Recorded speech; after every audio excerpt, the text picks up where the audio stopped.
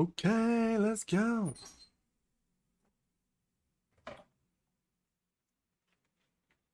G'day, everyone.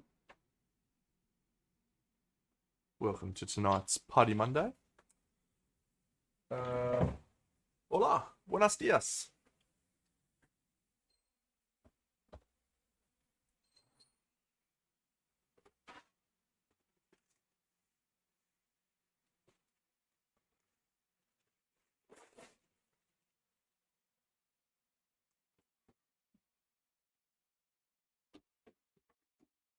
All right, today's topic: this and this. hmm.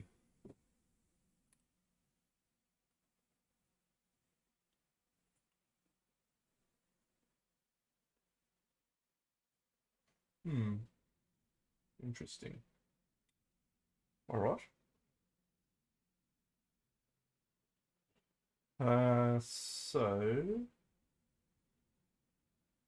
small little boy or girl. I think it's a boy.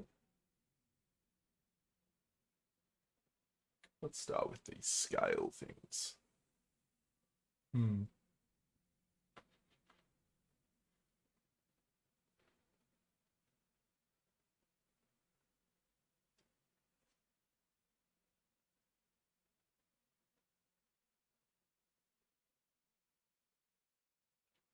Yeah, Conrad. Yeah, it is, mate.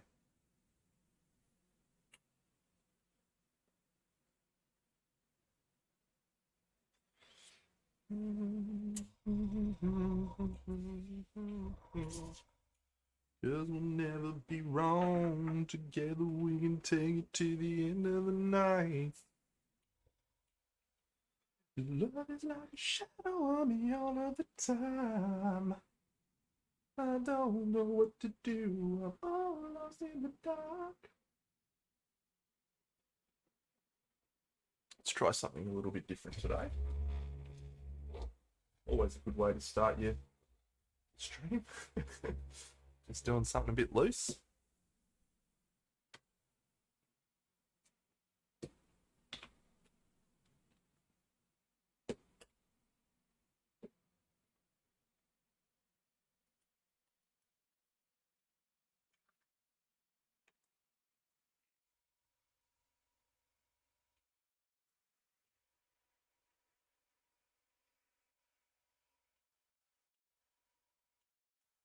G'day, match fixer.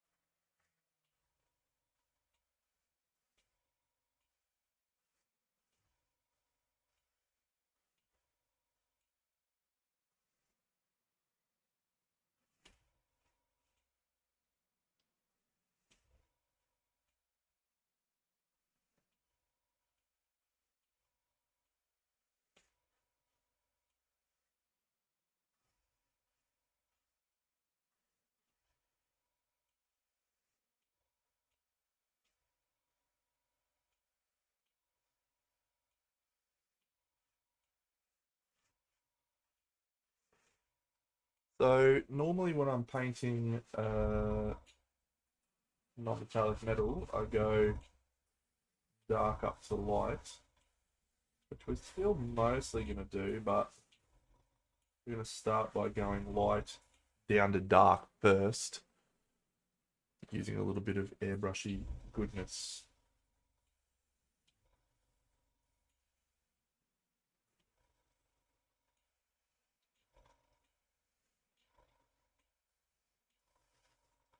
Oh, you know what I just realised? There's only 2 days left till the next moon night. Can't wait. Join the shit out of it.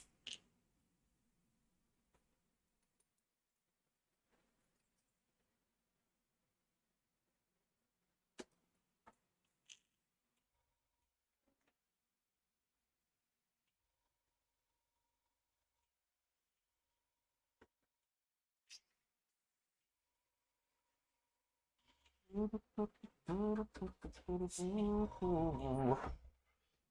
we're going to use a bit of contrast paint through the airbrush now, I think.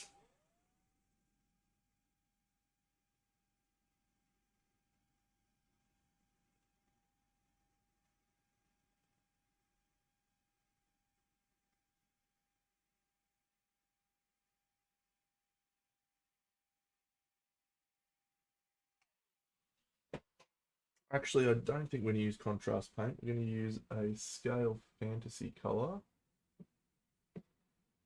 called Chink Orange, if I can find it. There it is. Chink Orange.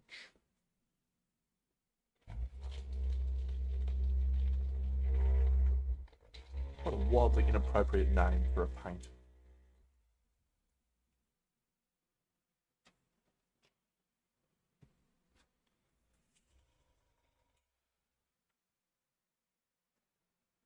Although I'm sure it was meant to imply chink in the armor.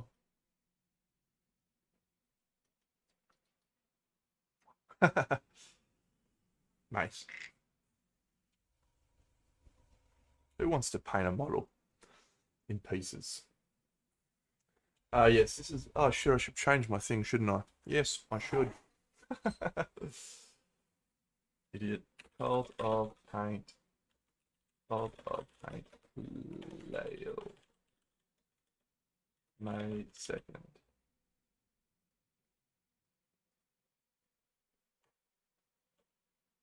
Miniature figures. This is why I'm a bad streamer.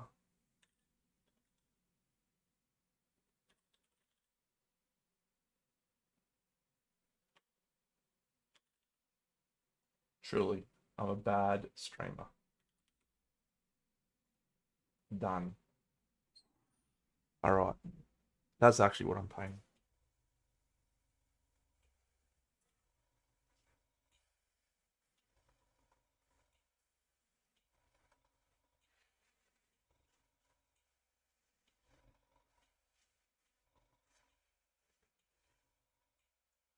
Cult of Paint. A figure called Llael. Or something like that.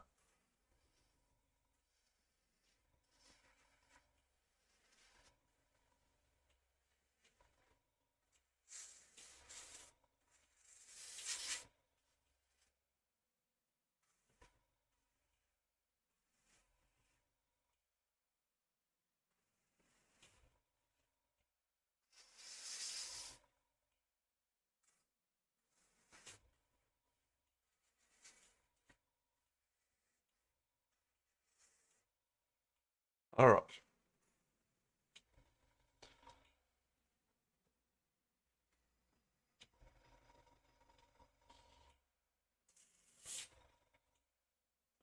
Now we'll go into a contrast paint. I think we'll use this one.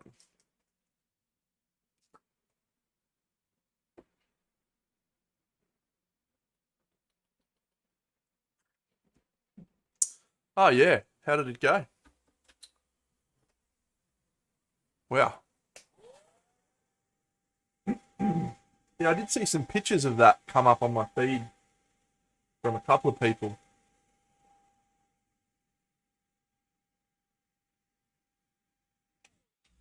That's awesome. Yeah. Well, hopefully it won't be too long, mate, before, well, I feel like it won't be too long until you're at World Model Expo, which I assume you're attending. That's going to be exciting. Ah, Chris Clayton. Hey, Tip Top. Yes, mate, I have indeed had a magnificent coloured holiday. Achieved a few things that I was needing to get done, so yeah, very satisfied with my performance on this public holiday.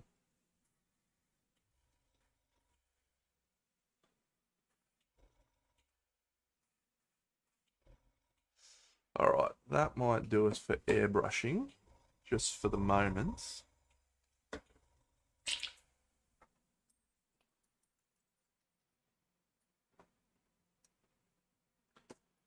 Okay, Kung Fu Shrew. Has he been painting anything recently, Conrad, Chris Clayton, or is he... What's he doing these days? I mean, I don't know the guy from Bar Soap. I just know he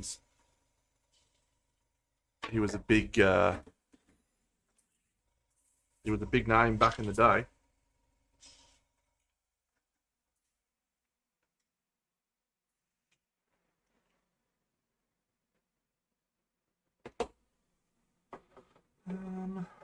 Bit of green, I think. Bit of turquoise, bit of brown. Yep.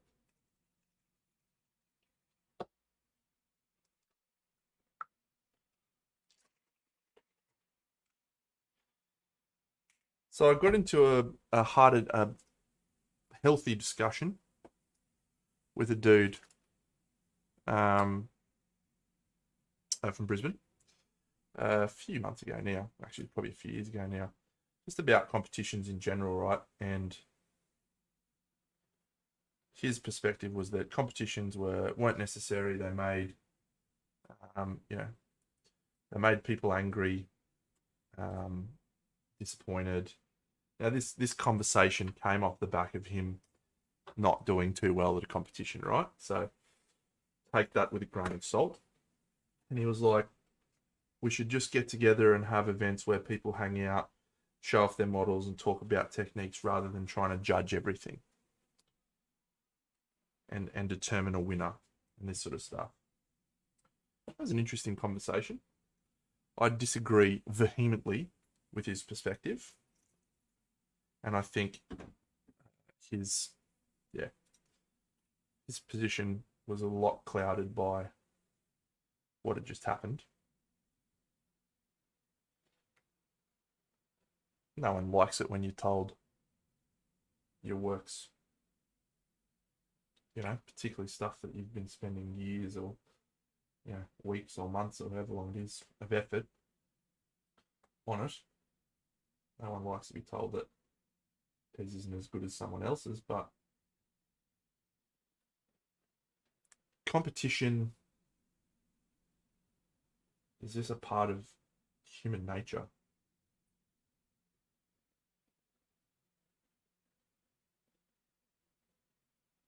Competing against others to determine who got the most, most food, who got the most attractive mate, all these things. It's a normal, and I think healthy thing to have a competition.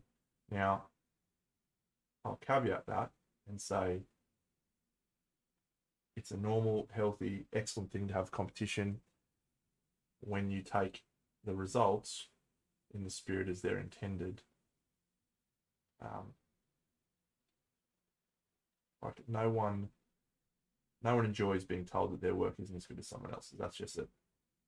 That's irrespective of who you are. But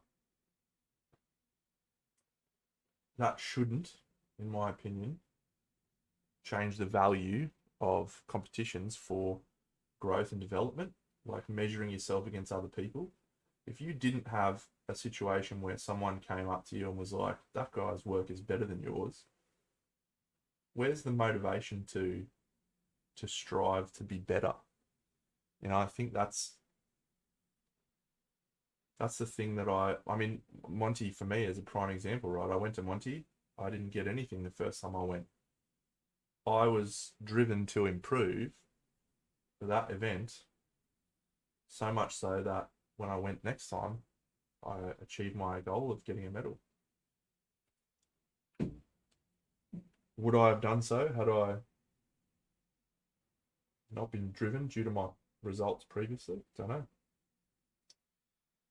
Another saying I like, necessity is the mother of invention. If we didn't have competition, people being challenged, would we have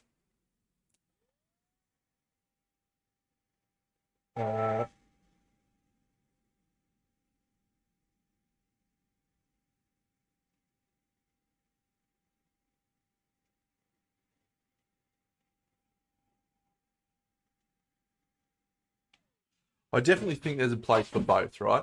There's definitely a place for both.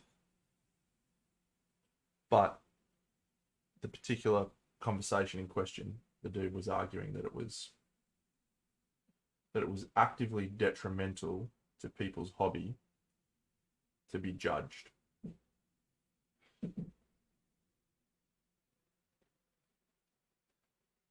And I just could not get on board with that perspective.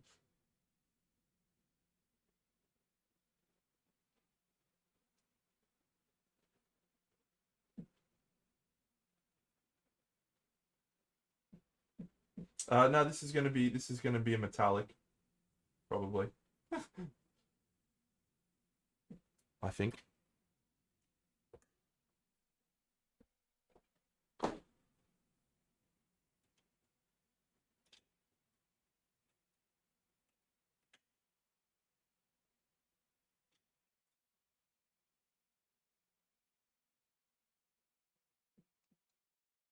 All right. And now I'm just gonna airbrush a little bit more.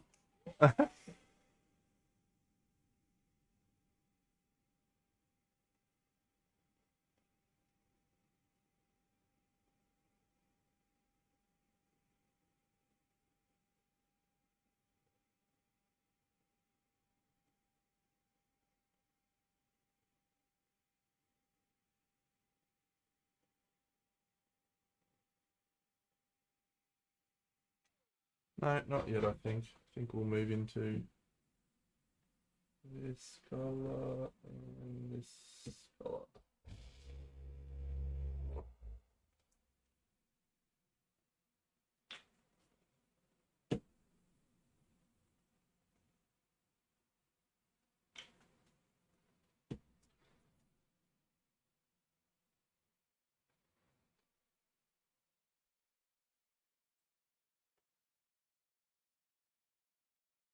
It was an interesting perspective to have thrown at me because I've competed just about everything I've done in my life. Um, and it sort of made me evaluate if that was a good or a bad thing.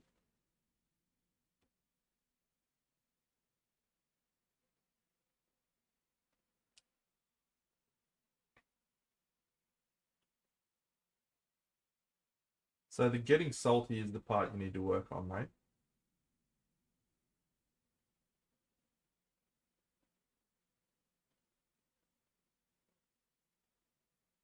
Because ultimately there's always someone better. And that's something you should cherish. That's something you should embrace. Because when someone's better, it means you have room to grow and improve.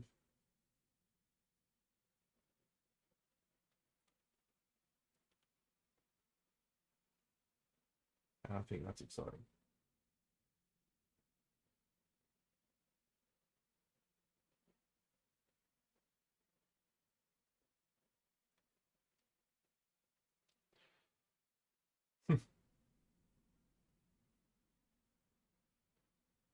I used to get a bit salty when I was younger, but not anywhere near as much as like some other people I know. And I mean those days that pass me now, I lose, I win, it's all pretty much the same. The question I ask is, did I have a good time? Did I enjoy myself? And the answer is invariably yes.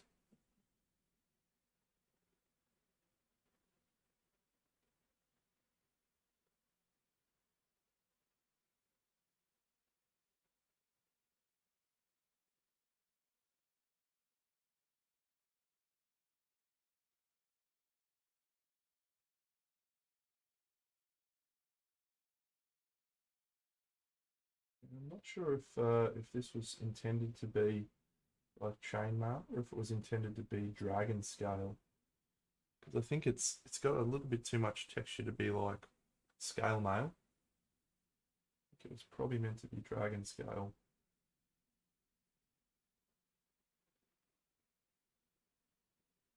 Makes me think high elf. Yeah, Doctor Strange. I'm going to go see that on Thursday. My girlfriend has given me permission to go see it by myself, so I shall go see it by myself.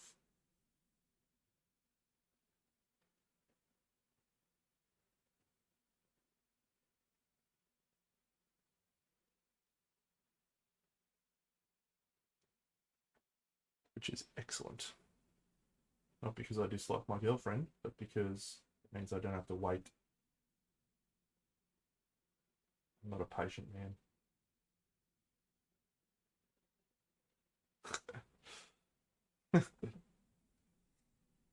He's such a loose cannon, Nicolas Cage.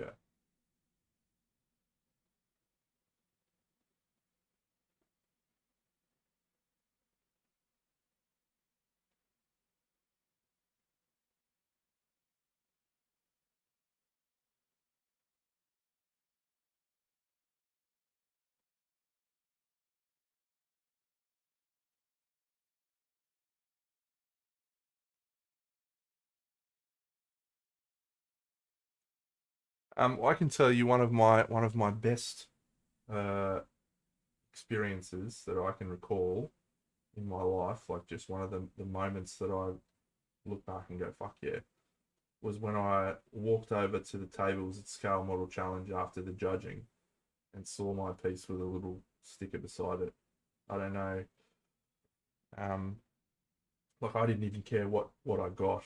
I was just happy that I was getting a medal, and that was yeah, just felt like I'd achieved something that I'd set out to achieve,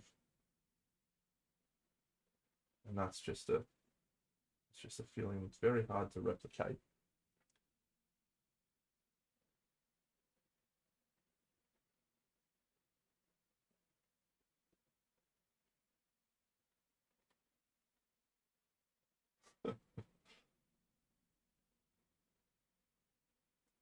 Loose cannon, man. Absolute loose cannon. That guy.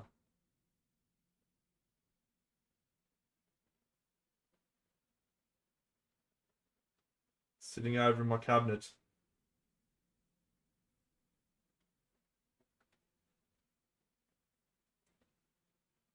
That is, yes.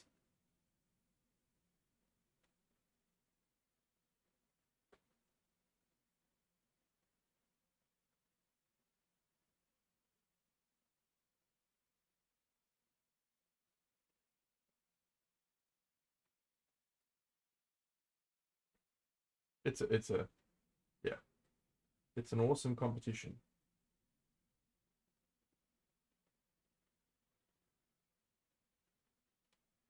Probably um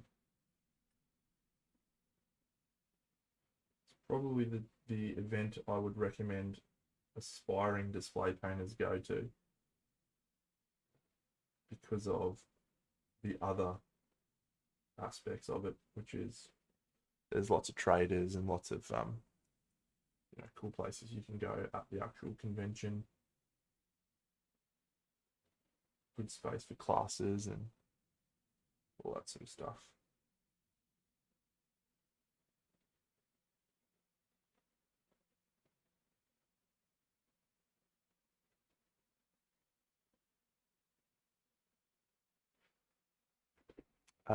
Where it's called World Model Expo this year, mate. They have a they have a World Model Expo every 3 years, and it's supposed to be 2 years ago. It got pushed back, then it got pushed back again. It's in the Netherlands, in a small town called Eindhoven. Well, it's not really a small town, but um,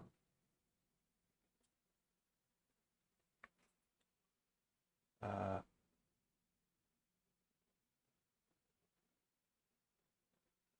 yeah.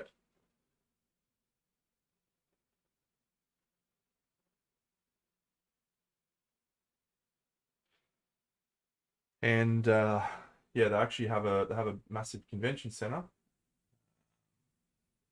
where they host the event, and there's rooms at a lot of rooms at the convention center that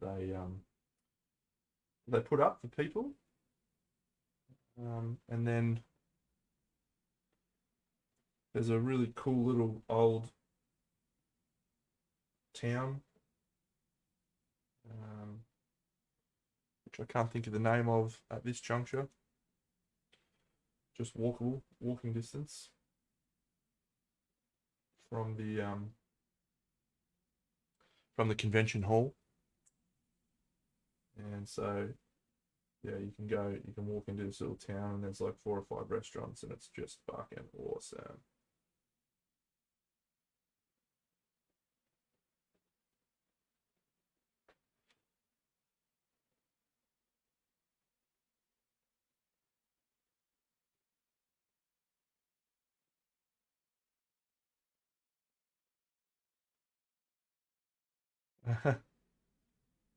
Well, my girlfriend and I, when we went, we did stop at Amsterdam and spent 3 days there.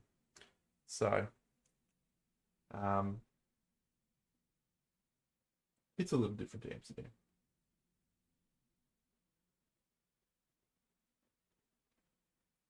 A little.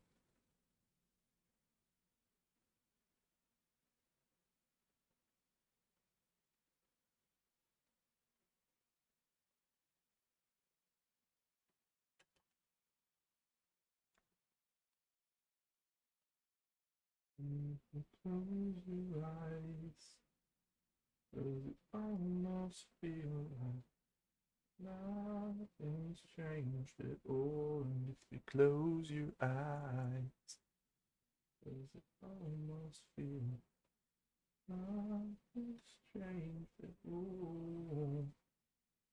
I'm being optimistic about this.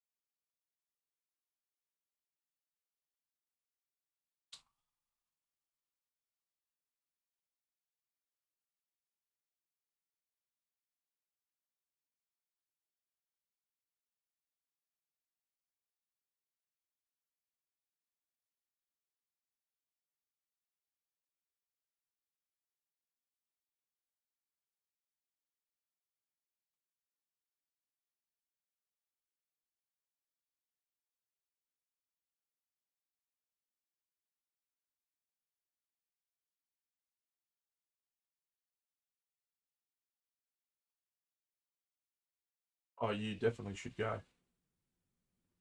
You should absolutely go.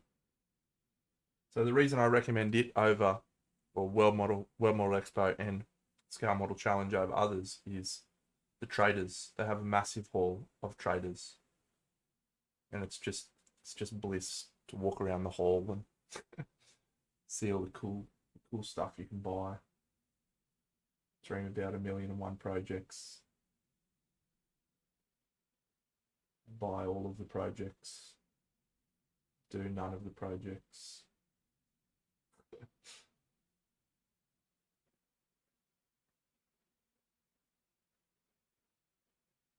Strong possibility.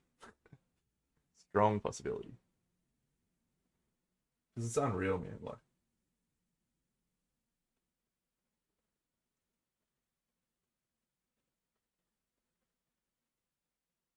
not all the traders will go to Monty because it's not really an ideal setup for traders and classes. It's more about the competition and the camaraderie. But yeah, scale is set up and ready to go. G'day, Bucks. You joining me tonight, bud?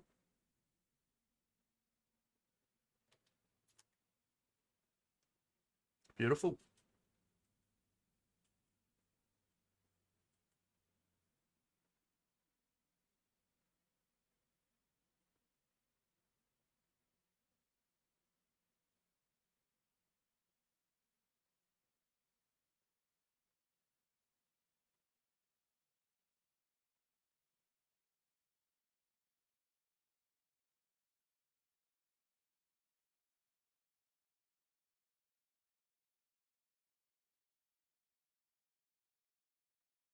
Yeah, we should see if Bucks will join us before the shower and take us into the shower.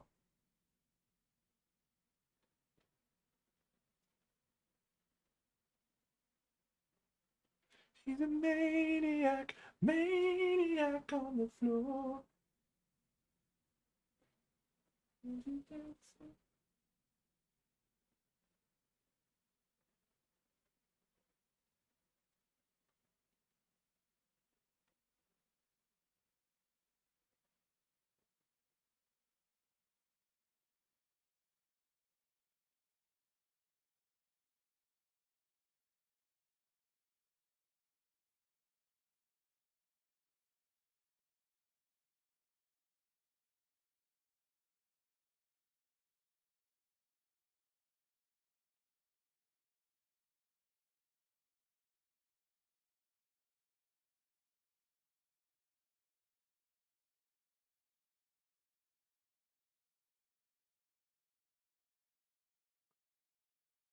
Uh, yeah, I've heard it's reasonably good.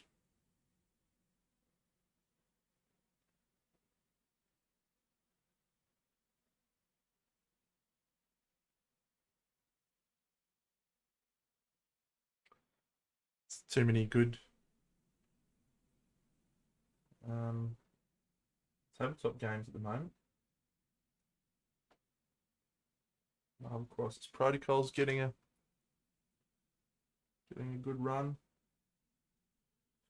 with my friends.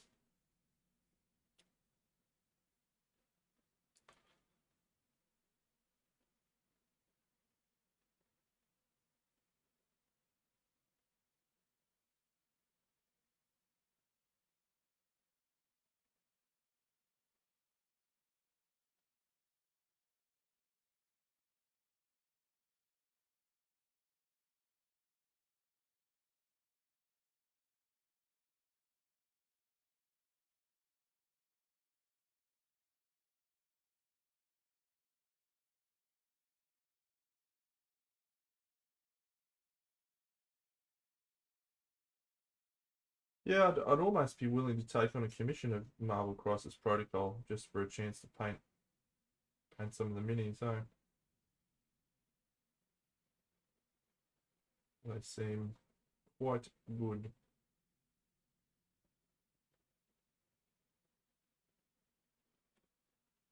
G'day, Jared.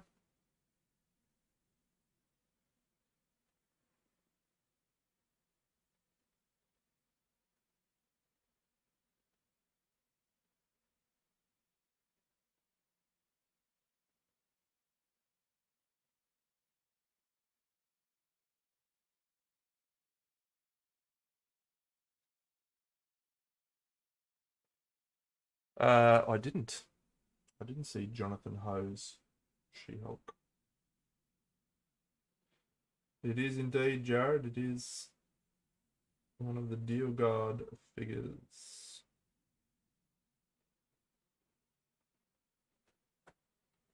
From Cult of Paint.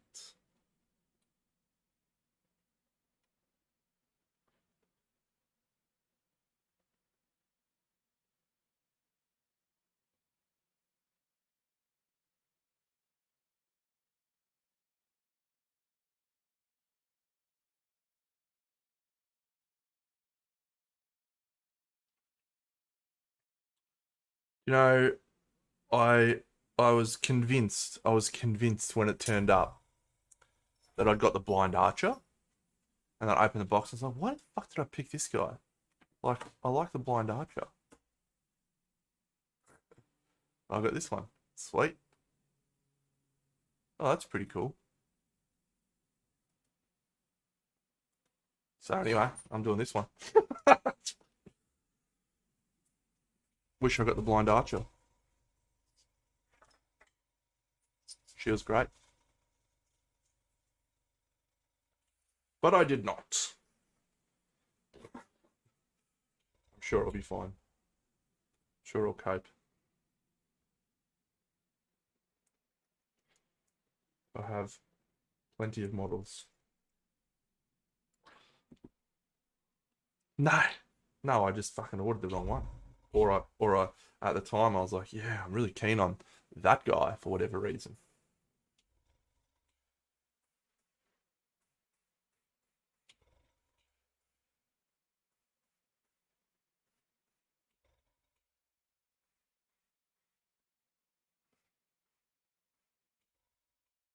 In other words, I was a dickhead.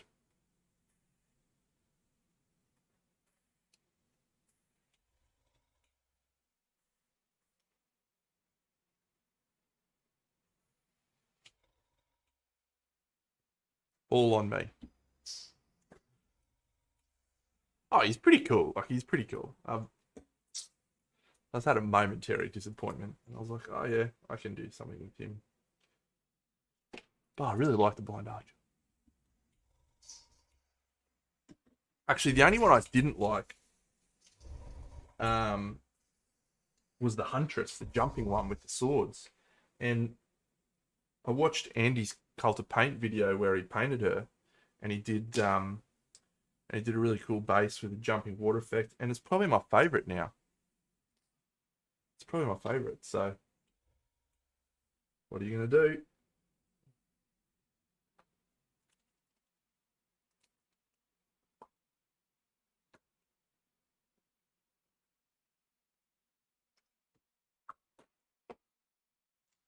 Oh, I like painting lots of things, mate.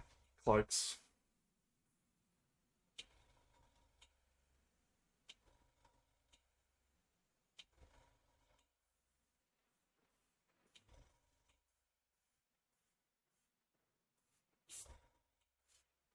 Hats.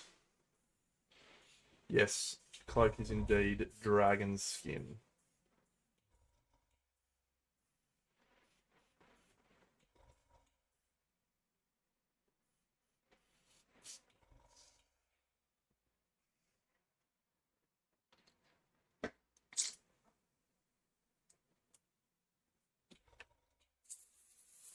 We'll be fine. We'll be fine.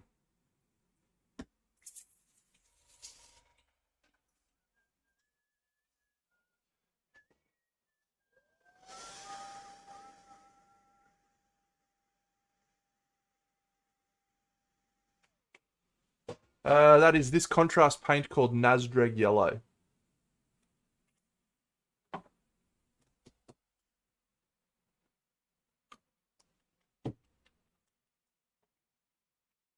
Roger that. Keep that in mind, mate.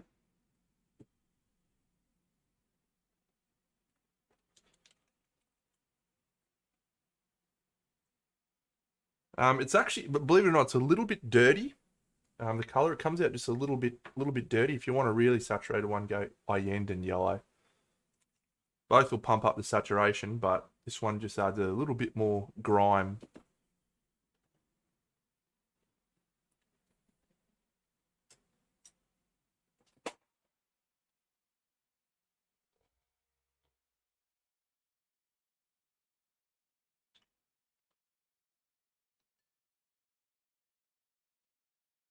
Yeah, it's very helpful, mate. Thank you.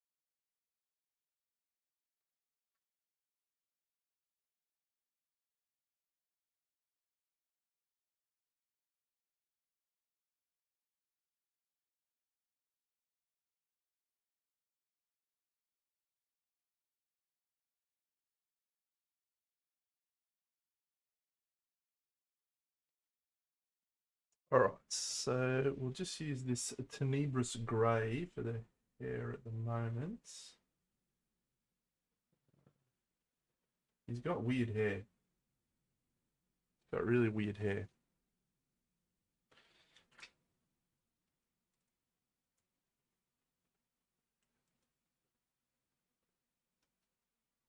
Happy Party Monday, from Jim.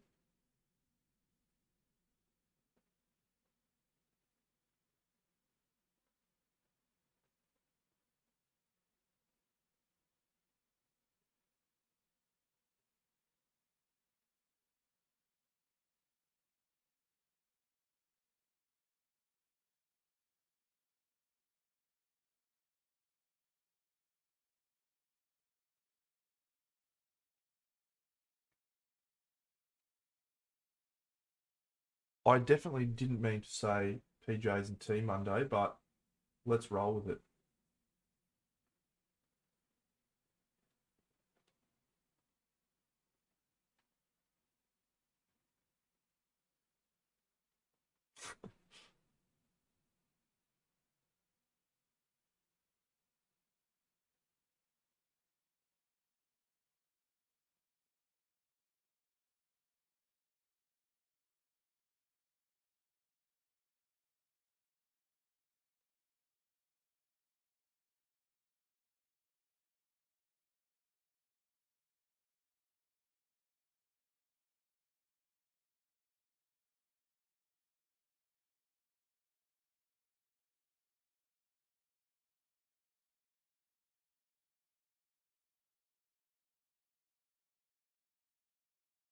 You are breaking the sacred oath of Party Monday, mate.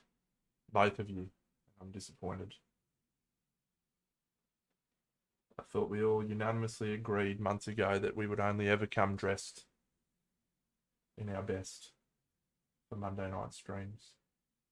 You've all let me down.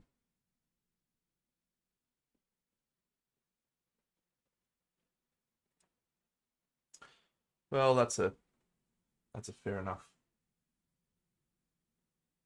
nod to Party Monday, I suppose.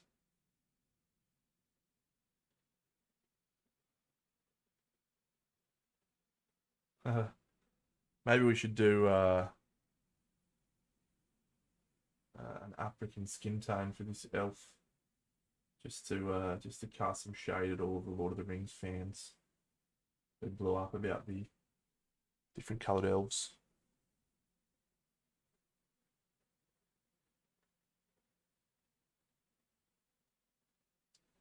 It's a bank holiday in the UK. How good? Well, it was also a public holiday here in beautiful Brisbane, where I live, and not for the rest of Australia, just Brisbane, which is great.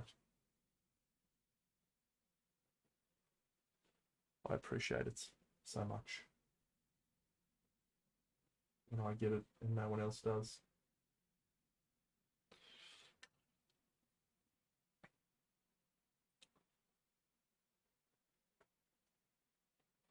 G'day, Pascal. Was it the Fet show, mate? Conrad was talking about it before.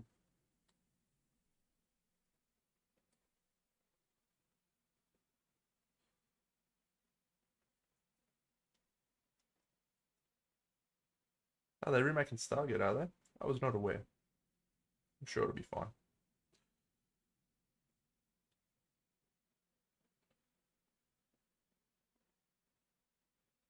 I mean, they did the last couple of seasons of The Expanse, so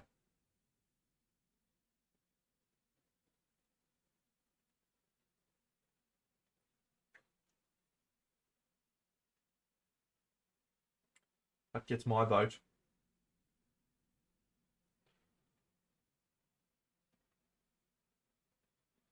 Okay, so this is a shirt, and then this is also part of the same shirt. Fine. So how do I paint this shirt? They sure are, mate. I think they've actually confirmed they're doing 3 seasons already. So yeah, so far 3 seasons confirmed.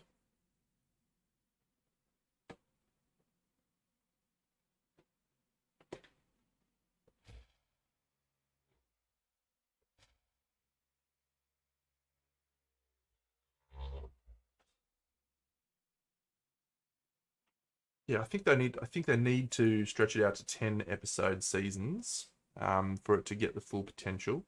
Uh, it's obviously a very expensive show though, so I can understand that not being the case. And then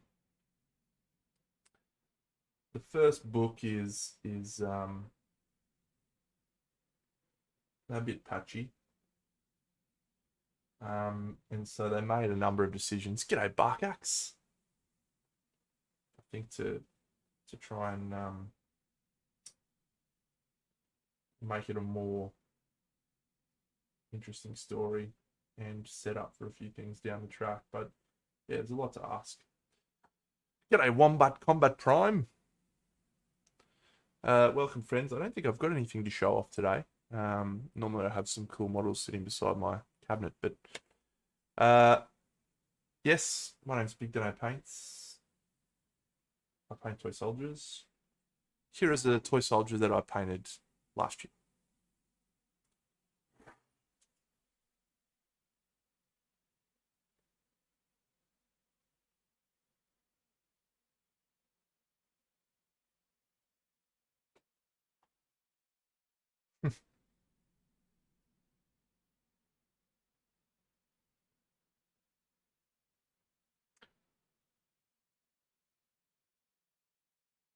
G'day, TJ. Welcome, mate.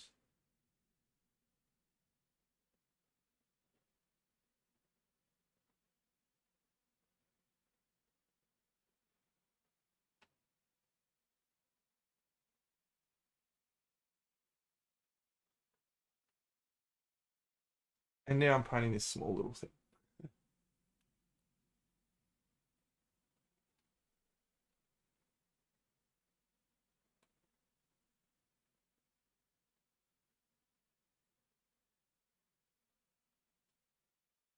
Thank you, Wombat Combat Prime. I enjoyed painting it.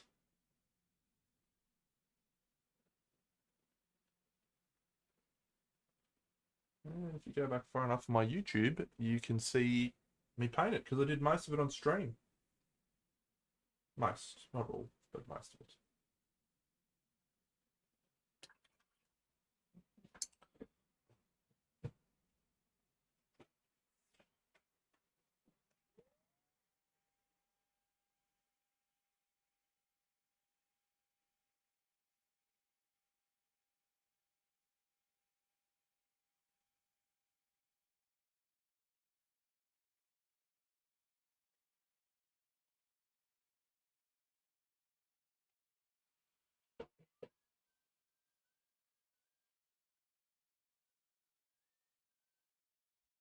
11 hours is a bit excessive, I've got to tell you.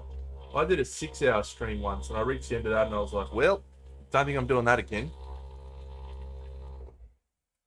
It's just a long time.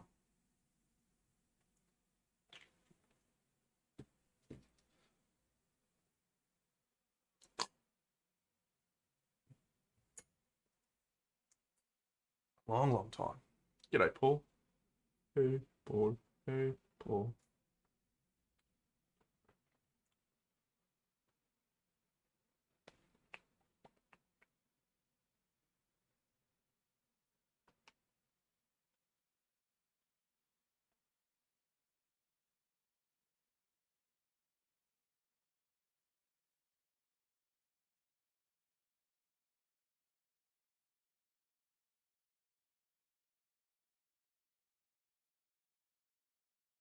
Yeah, that is crazy talk.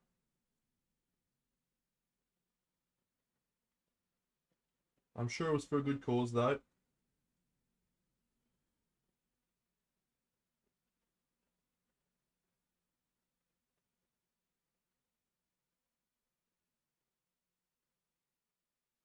The one thing I will say is that I often stream at the same time, which doesn't catch many of my viewers from the wonderful land of America. Because this is early morning for them. Very early morning. Which I think Barkak's can attest to, actually, if I remember rightly.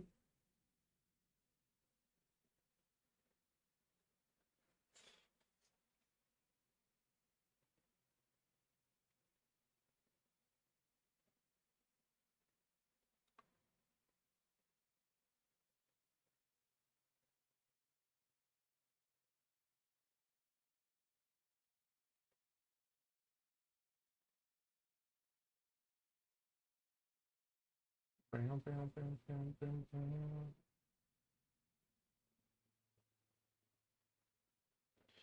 Good on you, mate. Thanks for the raid. I would do a shout out, but I haven't got the shout out set up. But everyone's probably already following you. It's following me.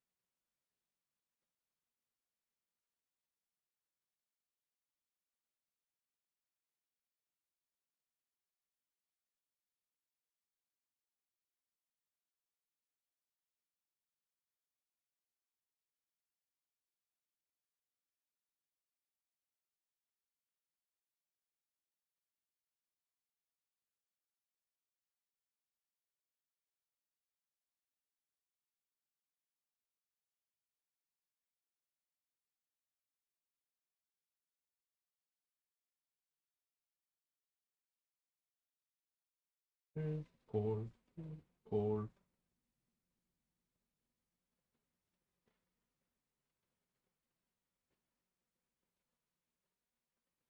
Man, this guy's got so many fucking doodads. Why have you got so many doodads, buddy? Can you relax?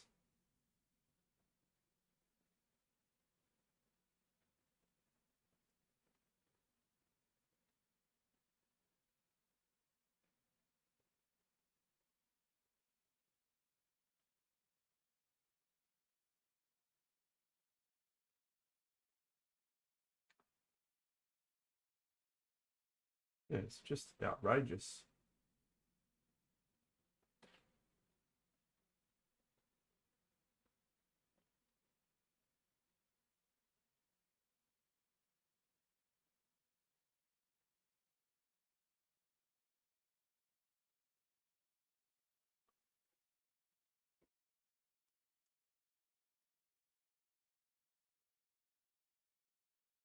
Alrighty then.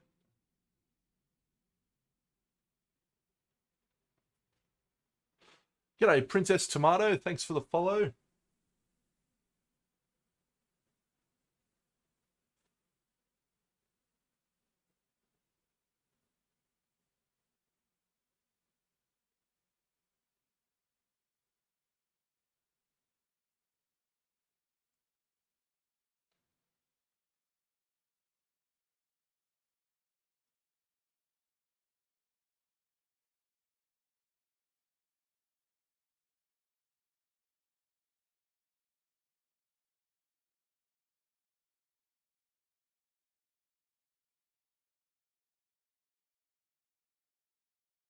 Arabian nights like Arabian moons.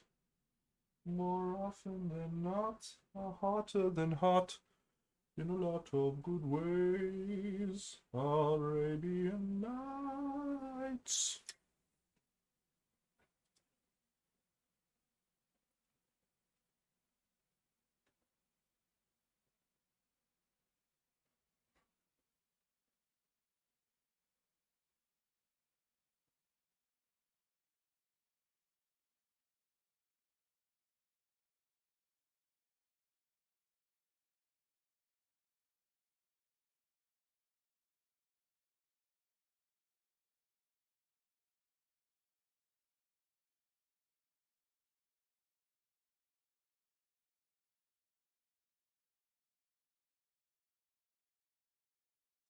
G'day, Xtab. This miniature is Llael from Cult of Paint.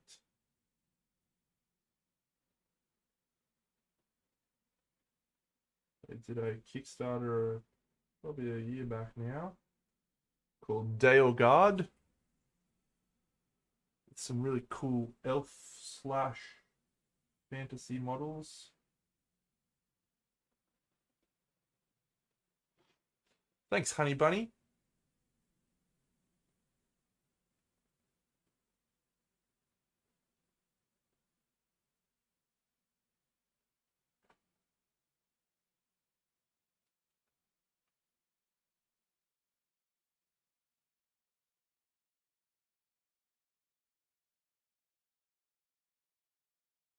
We were commenting just before that this is probably my least favourite of the models from the Kickstarter, and yet somehow this is the one I ended up with.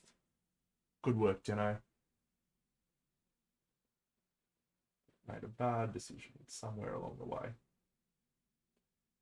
And yes, it is in the title, mate. But hey, I'm glad you asked because it gave me an opportunity to talk to you.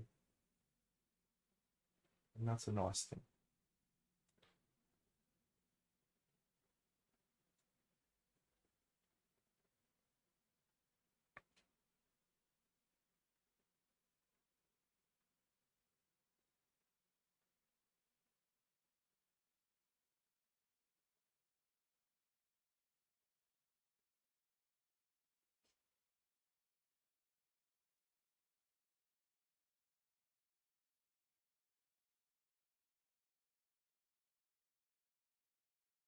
He is. He is ready for Party Monday. For sure. He's having a ripping good time.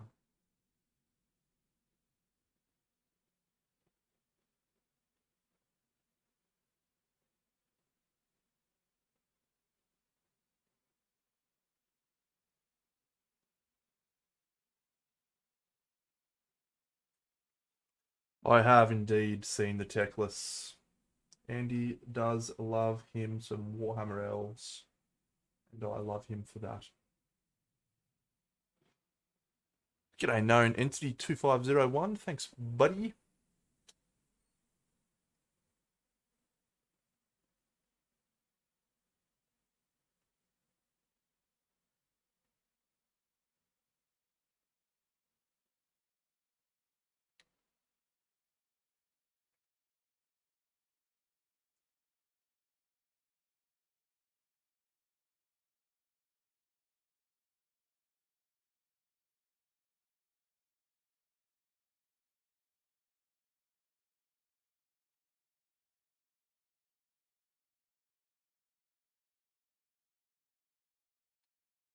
You should all go and check out Dave Colwell's Instagram. He posted a couple of hours ago the models that he painted for the Marvel United Nova charity thing that I did. I did Spider Gwen on stream. He has done Vision and Iron Man and the Wasp, and they are just ridiculous. DC crushing it as usual. The guys are unstoppable.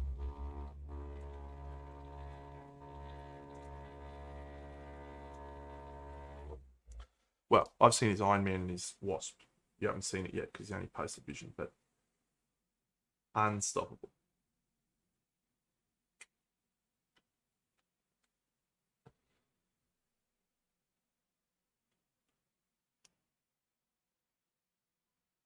I am going to need to buy a small brush or four, I think.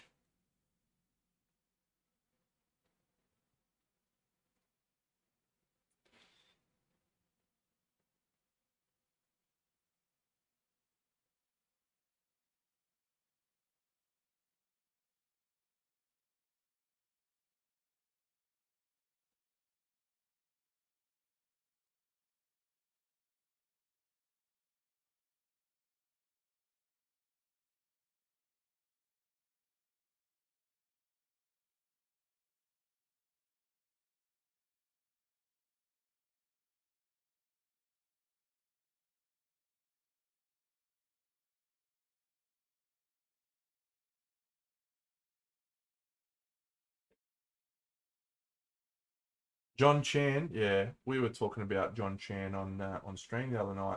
I reckon he could be in the top 10 painters in the world at the moment. He's incredible. I don't know him either. Yeah, I haven't seen much of anything. I mean, the name to be maybe a little bit racist, I guess, probably indicates he's Asian. If he's from China, he doesn't have maybe he doesn't have much of a social media presence. Who knows? But yeah, he's absolutely incredible. Like just jaw dropping with some of the stuff he's been doing recently.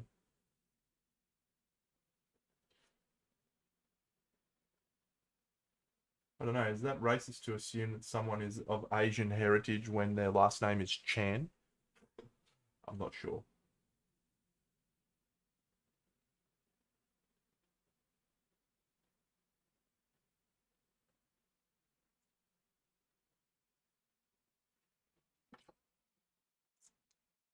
Possibly.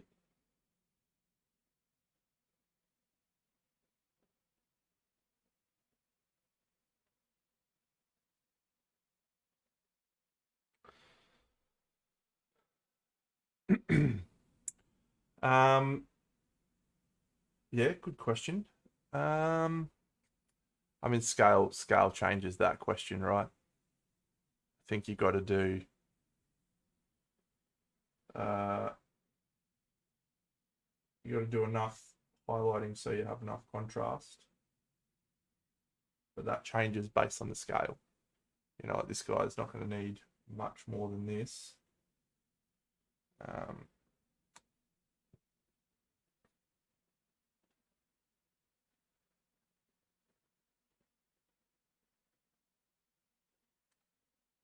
but I'd also probably say it's always a good rule of thumb to just go one step more than you think you need to, because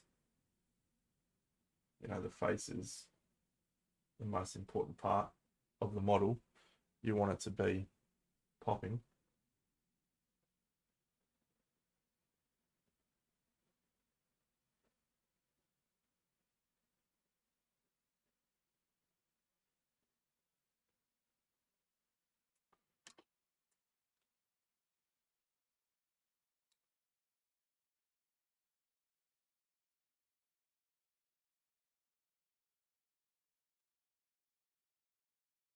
This color I'm about to use right now is light flesh from Vallejo.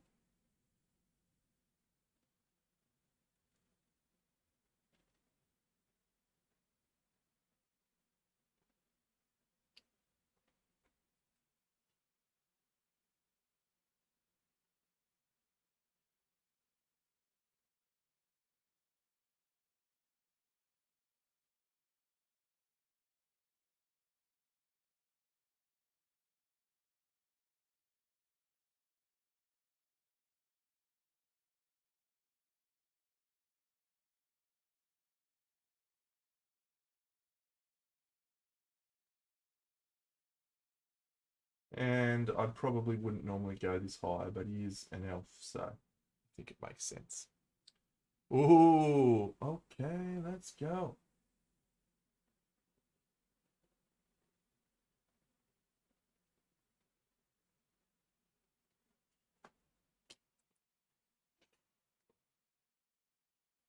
But I am probably just going to give him a little tweak with an airbrush, I think, at some point.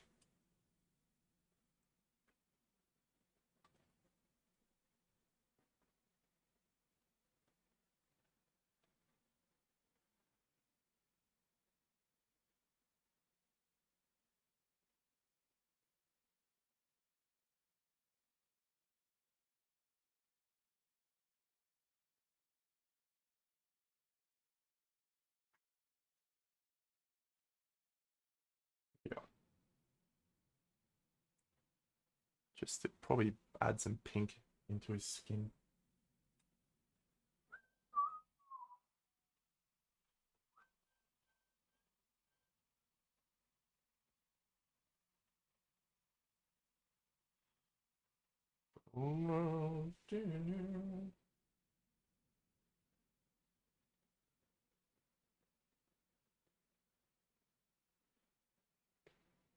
Sure is, mate. I assume you saw some of his works on the weekend.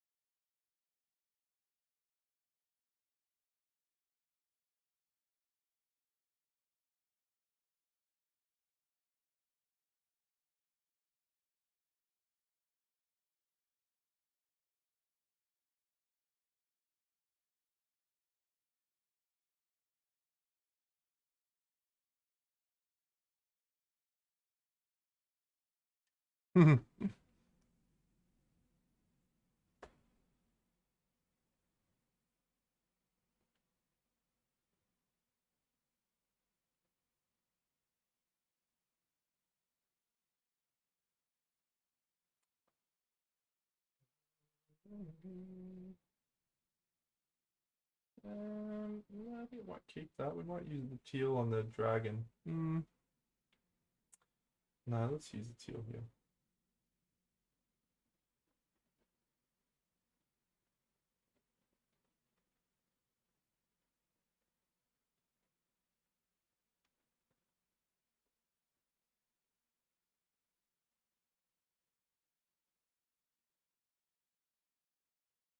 So many doodads. What are you guys thinking? Come on, Andy. Stop with the doodads, mate.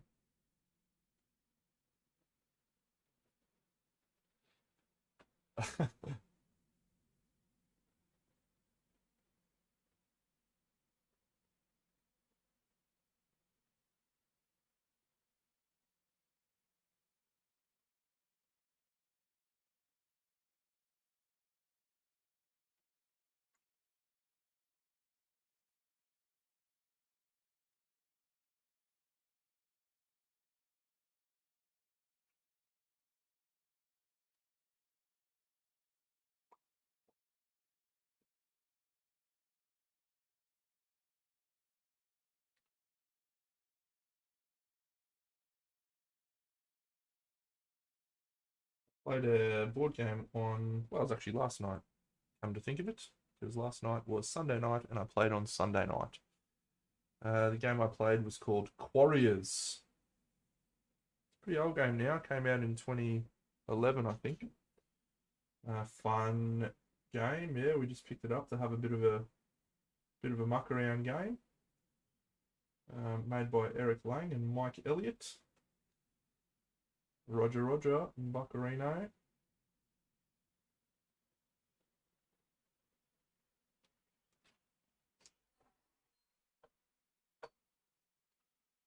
But he is my favourite game designer, I think.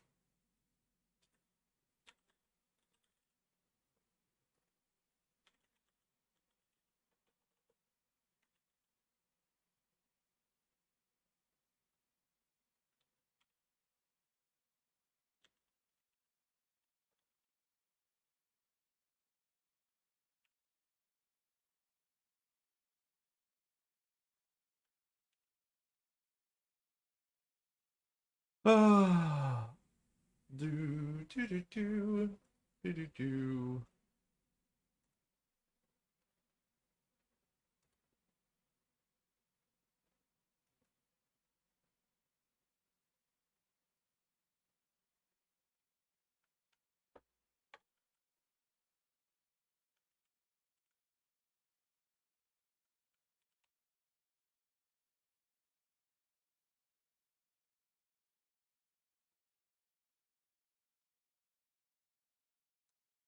You got me, Bucks?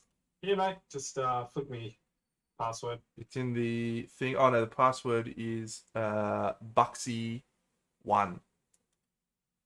Sure. All caps, no caps, No caps, mate. No caps. no caps. Here, no caps. Never any caps.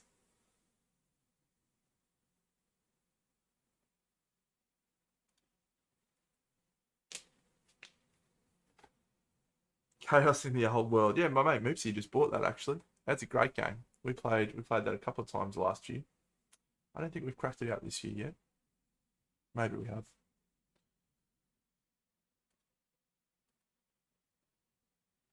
Alrighty, good to go.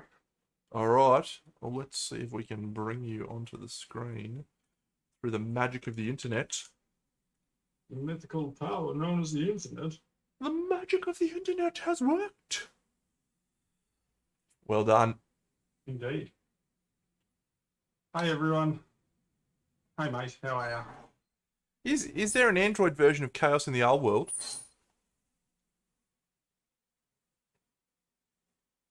I'm going to have a look right now.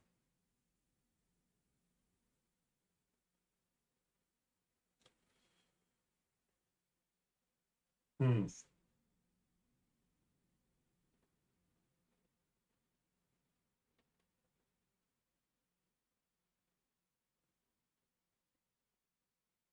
No, I see none. Maybe there was at some point. Yeah, Rising Sun's good fun. I'll have to set my stream set up so I can play with 4 or 5 players. At the moment, I think I can do 2 or 3, but I'd need to do it. Oh, okay.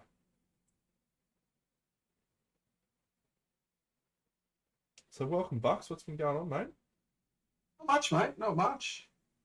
Enjoyed a weekend of hobby activity. Yes. Sad week as my team was eliminated from the playoffs. Oh no. My football team lost, but lost gracefully to the top of the ladder only by 10 points. So you can't ask for much more than that when you're in a rebuild. I have been prepping Eldar models to paint today. I am stripping an oil wash of terrain, and I have finished a 75mm model. And that is the first one, yes? Yes. Well, I did the 91 as well, but it is the first one, yes. Cool. I liked it. I liked it. Yeah? Yep. I liked Well, it. no, that's pretty good. It's not usually she looks like she looks your like a subject. halfling to me, mate. So She looks more like a halfling. yeah. Yeah, I think either, right? Probably more of a halfling as her height suggests. Yeah, yeah, look, so there's nothing particularly special about her, but she's done. And it's the first cab off the ranks coming back. So Starting to get hype for Queensland Model Hobby Expo. Fucking no. starting to build that hype for QME.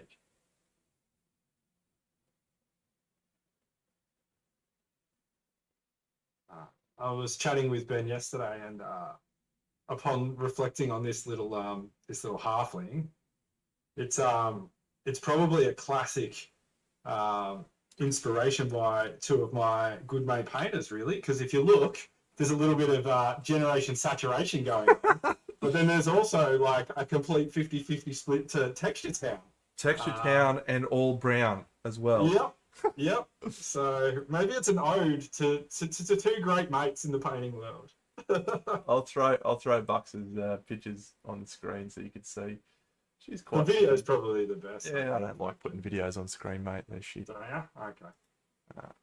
They get a bit cooked, do they? Yeah, I don't think they show as well. Let's add you.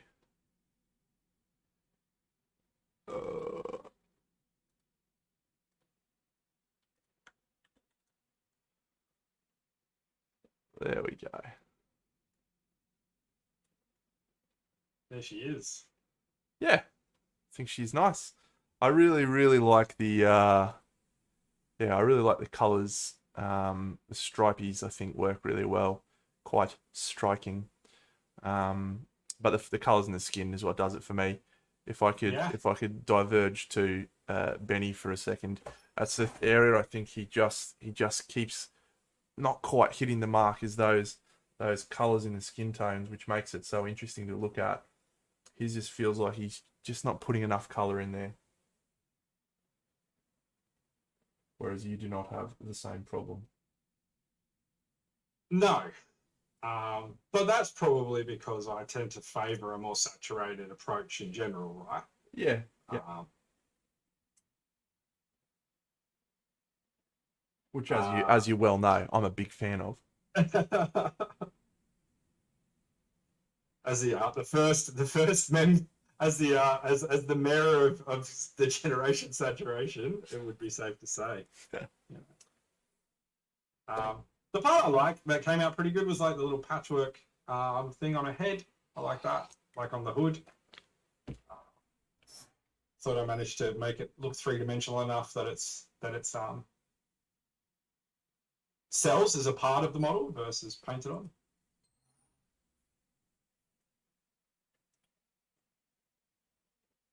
Jared must be getting close to the diorama being finished.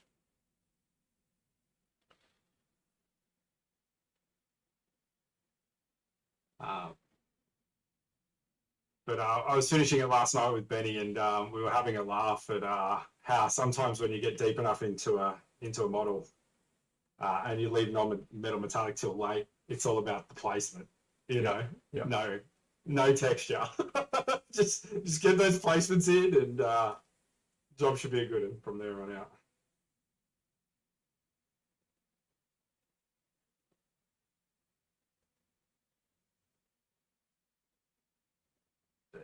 Oil washing's pretty good for terrain.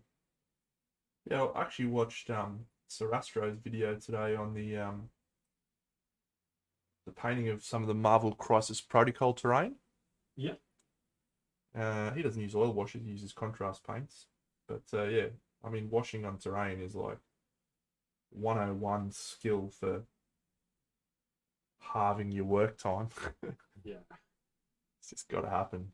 Skill in a bottle. Yeah. How about yourself, mate? What's up? What's been good?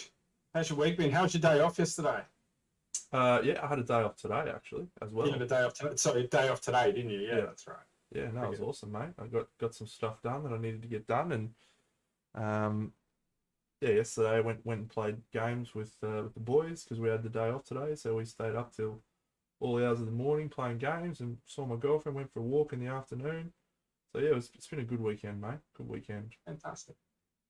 And back into the grind tomorrow. It's a bit like that, isn't it? Come Monday, or come like when you have a 4-day weekend, 4-day week or a 3-day weekend. Especially when you've had 3 in a row. You're like, what do you mean I don't just work 4 days a week now? Well, I tried to fucking tell my boss he should let me work 4 days a week and have Fridays off. Yeah. And I was like, I was pushing it hard, and he's like, no. I said, fair enough. Fuck, would have been good. Would have enjoyed that. A few models would have got done, I reckon. Man. A few extra models would have got done, eh? Friday painting day would have been. Yeah.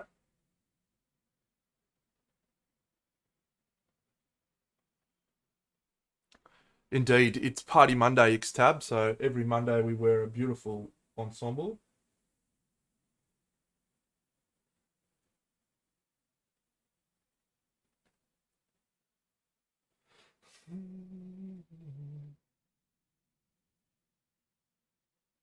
I reckon we can just about call it done after the oil wash, you know? Yeah, I would. Maybe one or two little highlights here or there. Yeah, call it done. I've selected the next model to paint. Yep. What is it going to be? Not going to be anything too exciting, I don't think, for many, but it's a model that I've been sitting on for a while. It's an FER miniature. The great Mark Maskelin's painted this one. It's this chap here, you know, little chap with the hoodie and the we're gonna do this one. And I think leaning into the full 40k nuftiness of we'll do him as a bit of a like tribute between the old Warhammer like you remember the old Mordheim.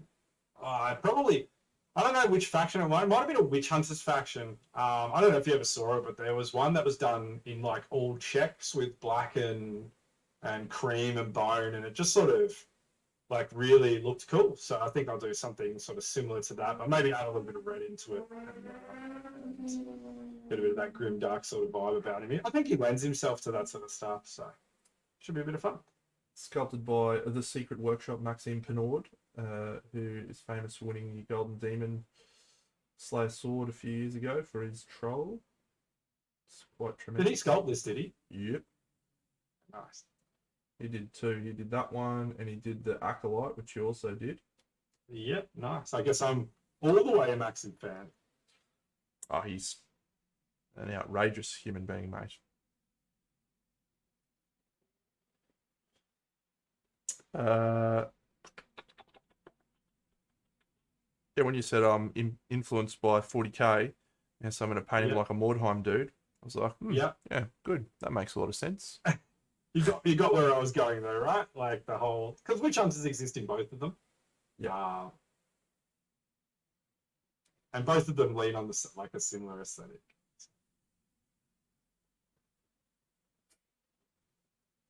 But the Mordheim one was what I thought you might trigger to quicker, being your interests. I did, believe it or not, play precisely 0 games of Mordheim. Really?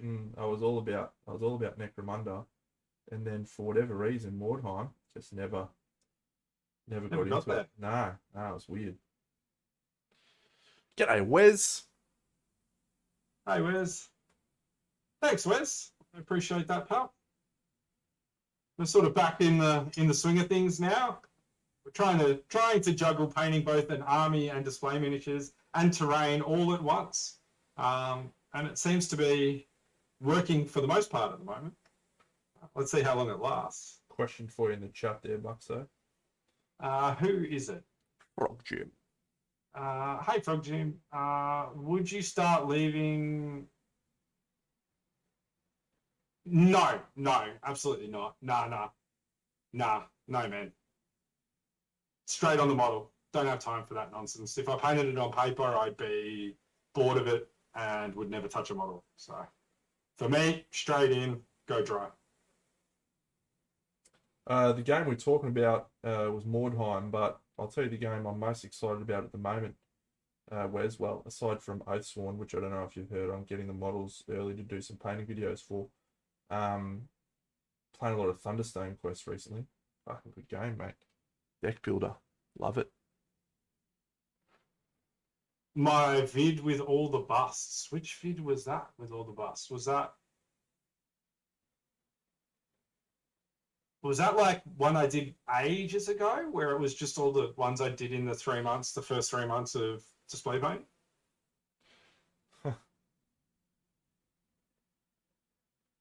Yeah, raw dog it, Frog Jim. Like, there's no need to. Oh, I've been painting for 2 games. I've been painting for Necromunda, and also I have been painting for 40k. I've been painting an Eldari army. Can you not call them that, please? Why? What's wrong with that? Call them by their proper name, please. Would you like? Which one would you like? Eldar, Space Elves, you know. Eldar, mate. They're not Eldari. They're Eldari. Eldar. To be honest, it's a better name. It sounds better. It's just because you're not adapting to the new, mate. Stuck in the old ways. No, it is an Eldar. Sam Han, Protoss. Yeah, Protoss on. Yeah. So an all red affair, which is a nice like change up for me, because I've been painting like for the last bunch of display stuff I've done a lot of green stuff, so it's been nice just doing red. I do tend to do a lot of red actually when I do armies. It's something I probably should try and steer away from at some point, but it's a good color to punch people in the face with, I've found, when you're on the tabletop. I'm with you.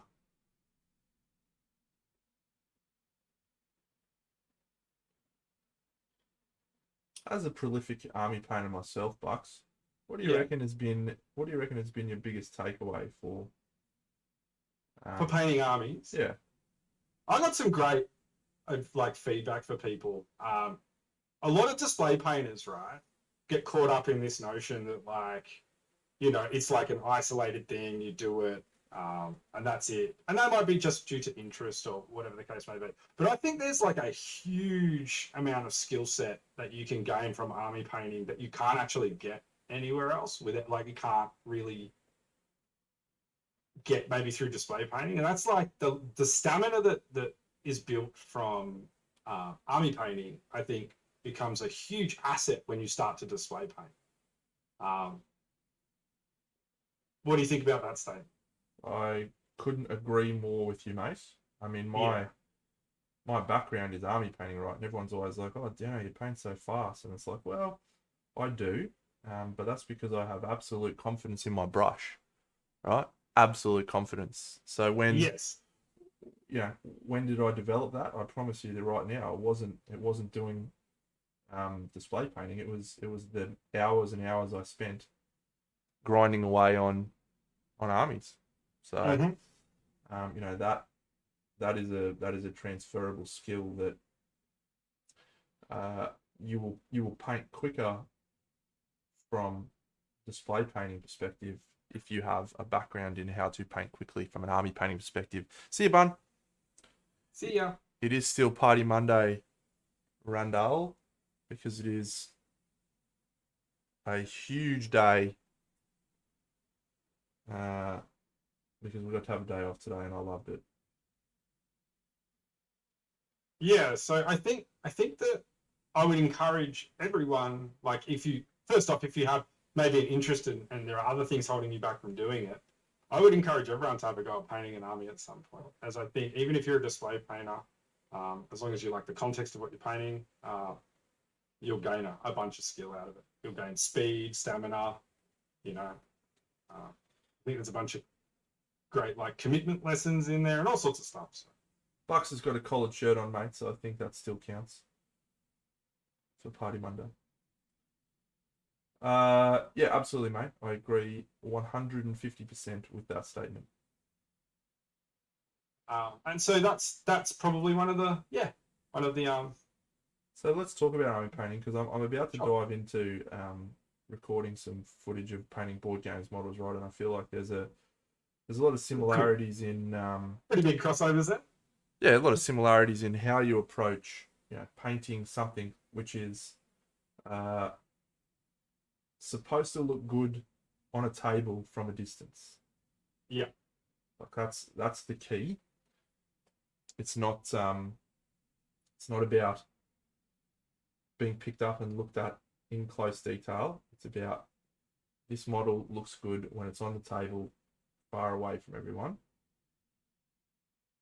What what do you think of the things that you think about when you're painting, when you're making decisions about colors from that perspective? So what I tend to think about is sort of a 3 color system to 4 color system max.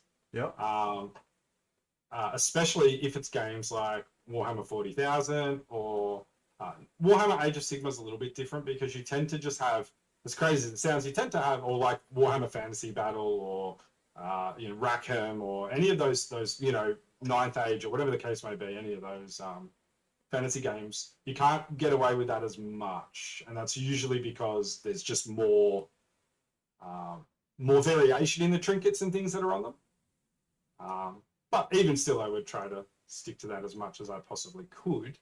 But yeah, having a 3 or 4 color palette, um, having those colors always out on your palette, super important. So you can dance around the miniatures that you're painting, not have to re-up, reload, do any of that shit. Like, I basically want to make it as streamlined as possible as I can.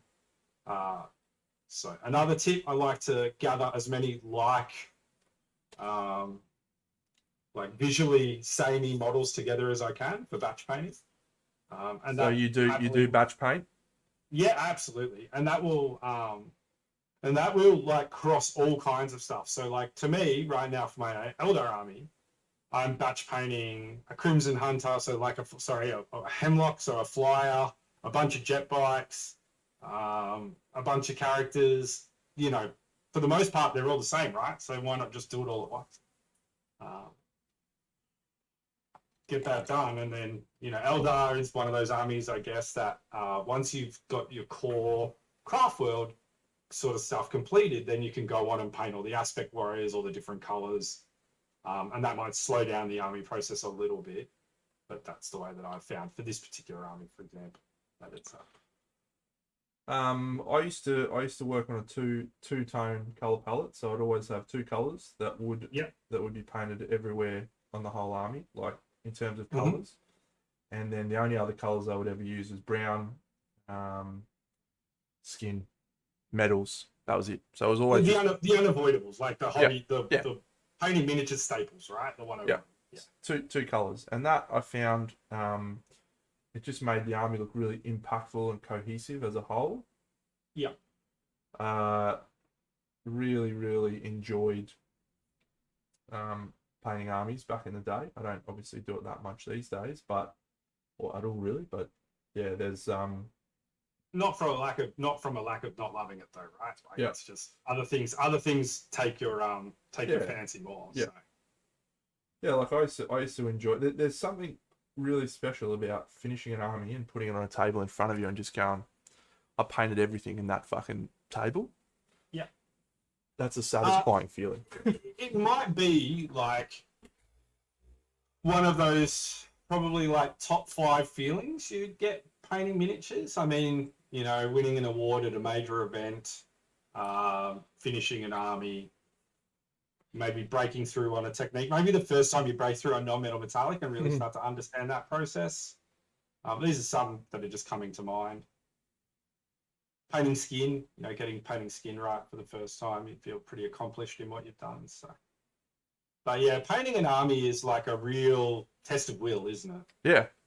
Well, it's just constantly sitting down and grinding away and being able to grind through the hard times and just get it done.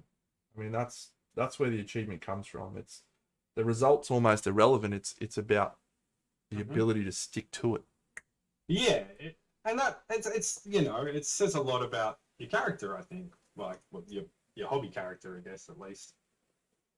We've all met a bunch of folks that have like have all the intentions in the world to paint beautiful armies, but just never do it for whatever reason. So how do you help those people? That's a question. How can you get someone Well, to do it? Just do it. Well, I mean, I think that we've established a lot of the methods to help people already. And just, continually innovating with those is probably going to be good. So in the form of, videos and content creation and all that. Ultimately, though, nothing will ever get done if the person doesn't want to do it. And that's the truth, right? So if you've got someone that wants to do it, I think you've already fought half the battle. That's my personal opinion anyway. What do you think about that? I think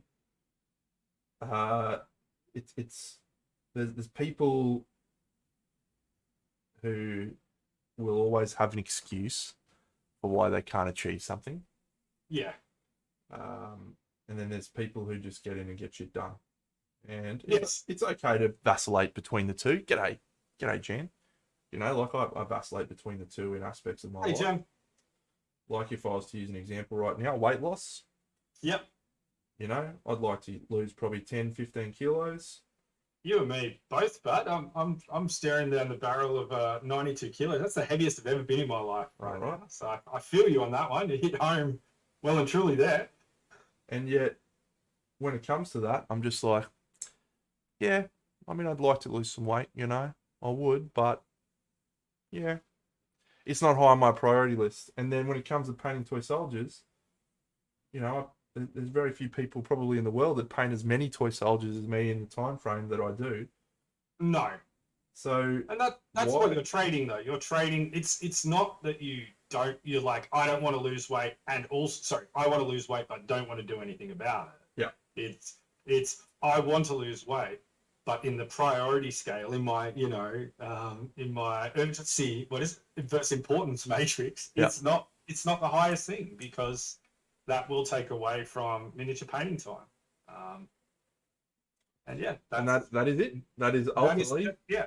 goal setting. So I think if you're trying to finish an army, you've got to recognize that that is going to take away from time elsewhere. And if you go into it without realizing that, you will fail. Yeah, absolutely. I mean, and that comes down to this particular hobby in general, whether it's army painting, miniature painting, board gaming, like whatever the case may be. You have to be able to just say no to a lot of digital outlets, right? You have to be able to say no to video gaming, or say no to just sitting in front of the TV. On those days, it's been a long day, and you're like, fuck my life, man. All I want to do is sort of get in the chair, or and shoot some people, or go watch latest Marvel TV show, or whatever the case may be. Like, you've still got to at that moment go, but I want to do that, but I need to paint this because I've set myself a goal or a deadline or want to achieve something. Yeah. I don't play video games, right? So the only thing I play is board games, and I certainly play solo games. And there's been times when I've been like, "Yep, I am not streaming today because I am playing board games." Yeah. So I sort of get that, but there's also a physical aspect of board gaming that fucking hell, I just spilled water on my thing. I've got this little pot, right? This pot of like a Vallejo style pot, like full of water, right? Yeah. And I don't know for the life of me where I put it. And I must look like an absolute flog right now. Like, don't worry, mate. I must look like Smokey on PCP from Friday. You know what I mean? Like a pigeon. You always look like a flog, mate. Don't worry. Nothing new? Nothing new. No, I've spilled water everywhere. I don't know how. Well, I do know how. It's because of this pallet. I overfilled it, and it's now sprayed water everywhere. That's okay. Yeah. So I don't play video games, right? So, I don't have that excuse of just sitting down in front of the computer or whatever and mindlessly clicking, which I think helps me. Yeah, I mean, I played video games for a really long time, and it took me getting to the absolute end of it, where I was just like, I walk out of this completely and utterly unfulfilled. Hello, Jared's wife. Many apologies that we're talking too loudly. Many apologies. Sorry. Sorry. Yeah, it got to the point where I just, would be like, why am I doing this? Like, I'm wasting so much time. Like, I'm not fulfilling any creative desires. Like, let me give you an example of this, right? Because there has been times in the past when I played computer games. There was one experience that I remember just being like, wow, that was a wake up call. It was World of Warcraft, but it wasn't like back in the day. It was like 4 years ago. Moopsy got back into it, and he's like, oh, you should come play World of Warcraft, and you'd love it. And I was like, well, I don't know if I would love it, but I'll come up. I'll come. Give it a go regardless. I won't say that. And so we were playing every night, and I reckon I played for about 2 weeks. I was just like, oh, this is pretty cool. And so I ended up trying to get to level 40 or something, and I got to level 40, and I was like, yeah. And then I started getting into dungeons, and I was like, this is awesome. I'm fucking... Yeah, and that would start to pique your, like, competitive and I was like, figure the game out nature. Yeah, this is mad, and I'm going to choose this spell, and it's going to be awesome, and I really want to get this piece of equipment. Anyway, and then I found myself, looking at the clock, and it's like, oh, it's midnight. And I realized I've been playing it, pretty much every day for the last couple of days. And I was looking at what I'd achieved out of it. I was like, oh, awesome. Well, I've got these really cool bits of armor and stuff in the game. And then I realized that didn't translate to anything physical. Yeah. It's like there's nothing tangible. You can't hold it or touch it. I couldn't hold this armor that I'd done, and I couldn't actually do anything at all with these things that I'd just spent the last 3 weeks of my life collecting. And I turned the game off and haven't played it since. It was just like a real weird wake up moment where I just established that I'm getting no value out of this. I need to stop. No, like individual value, right? Like, I guess we like if we're going to analyze stuff like this, we have to look at the whole picture. And there is stuff you get out of video games. There, you're hanging out with your friends, spending some quality time with your mates, catching up. Venting, unwinding. So there are some absolute pros to video games. For sure. But like right now, I don't video game really at all, apart from a little bit of Magic Online or whatever the case may be. And there's a whole bunch of friends who I've been friends with for a really long time who continue to play video games, and I'm just not there anymore. You know what I mean? So there is a sacrifice you make, and that's that I've got to find other ways to uphold those friendships now.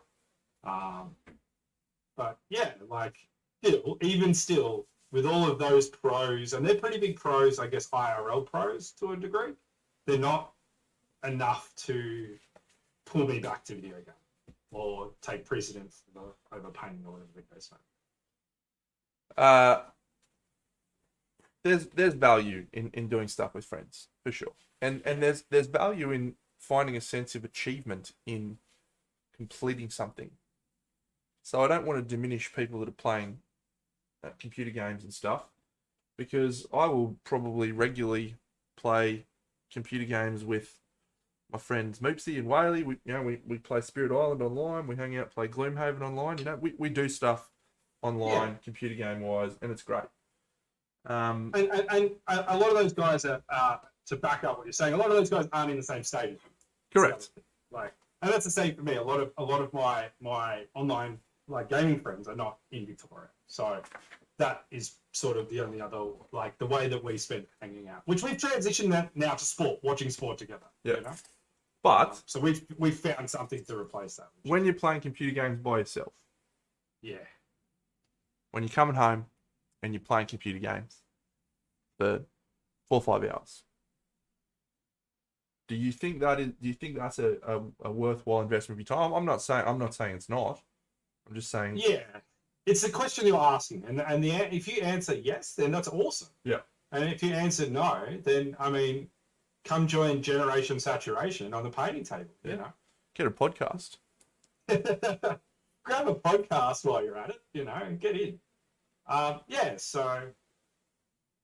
Yeah, I like this train of thought. I like this conversation. What does the chat think? What do we got here? Space Toy started mini painting, totally pulled me away from computer games. I should get something to show for all the efforts rather than meaningless stats. So true, right? And the other thing as well is we often, even that statement, we often focus on what we get out of miniature painting being the end result of having something physical. The first thing you said was, hey, I got something to hold and touch and it's tangible, I can feel it. But we actually get some intangible things like the skills that we acquire, right? And that's they're transferable skills. They're transferable through many different disciplines of art. So I think that's really cool too. It's not just that you're getting some cool stuff painted at the end of it, but you're getting a whole bunch of knowledge and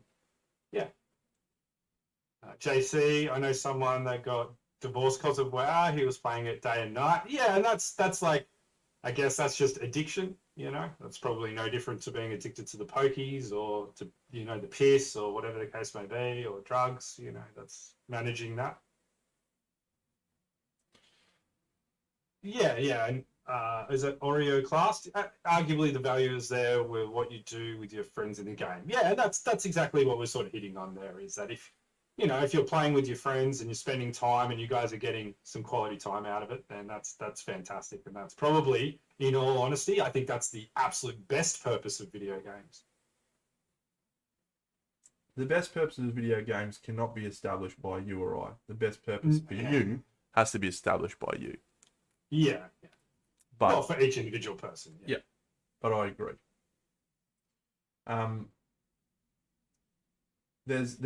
You're absolutely right in saying board games are different, and I don't know why, other than that tactile feeling, other than maybe the social side of it, but I feel much more positively about board games than I do about sitting in front of the computer and playing computer games for a lot of time. Well, I guess the reality is, for the most part, sharing a moment when we're together versus sharing a moment when we're online hits different, right? Yeah. we have plenty of fun. We have plenty of fun on the stream. We have plenty of fun when we hang out and paint. We have good laughs. You know, we do all kinds of stuff together. But that doesn't really compare, does it, to when we go to Crimson Brush No. and we're all together catching up and we're doing all the same things, but you know, it's different. You know? I guess it builds more connection. Maybe I'm not sure. I'm not a psychologist. You know what I mean? But Yeah. And that's probably the difference between board games ultimately and online games, right? Is that board games, you do get all of those IRL sort of feelings.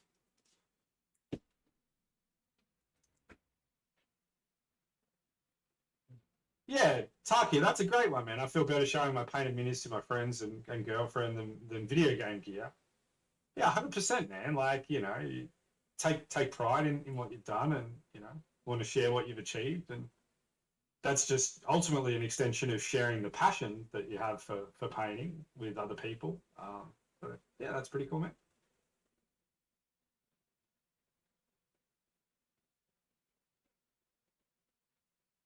Yeah, that's a great one, Robbie. I mean, and that's the the world of marketing right now, isn't it? You know.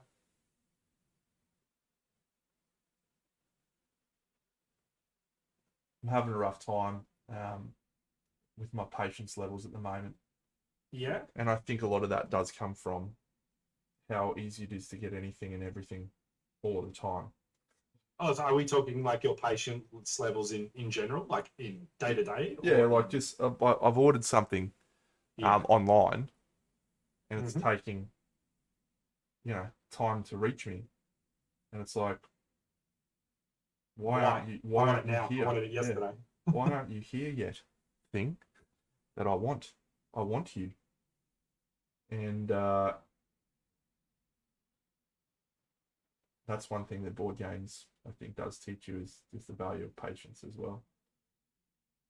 Yeah, you buy a board game, you have to wait for your mates to come over to play it. You can't just crack it out straight away unless it's a solo game, which a lot of the games I buy are for that reason. um, you just have to be patient. You have to set it up. You have to get all the bits out, as opposed to a new computer game comes out and you can just buy it and download it and you're ready to go. So the result of painting with oils is great. The cleanup and the aftermath and just like this shit just getting sort of a little bit here and a little bit there is really annoying me. I'm gonna have to change my water in a second. What else have we got in chat tonight? I used to waste so much time playing Destiny and Destiny 2, just didn't feel stimulating playing repetitive things over and over again with nothing in reality. I enjoy developing skills and get more enjoyment in the tangible physical space. Yeah, indeed, Cravat. Like, agree with you there. So, like, I guess I got a question for like that leads into this. Like roughly, how much is everyone sort of paying over the week? Like, what's your paint schedule look like? Obviously, many things like family, kids. You don't have to tell us all about that, but like just roughly, how much time do people get to paint or prioritize is probably a better one. Every night, yeah. I reckon I could have answered that one for you, Jared. How many hours a night do you go for, mate? Just as much as you can each night, like as much as you can fit in.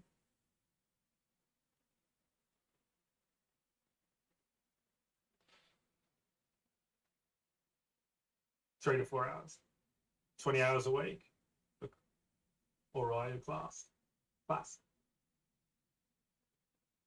Yeah.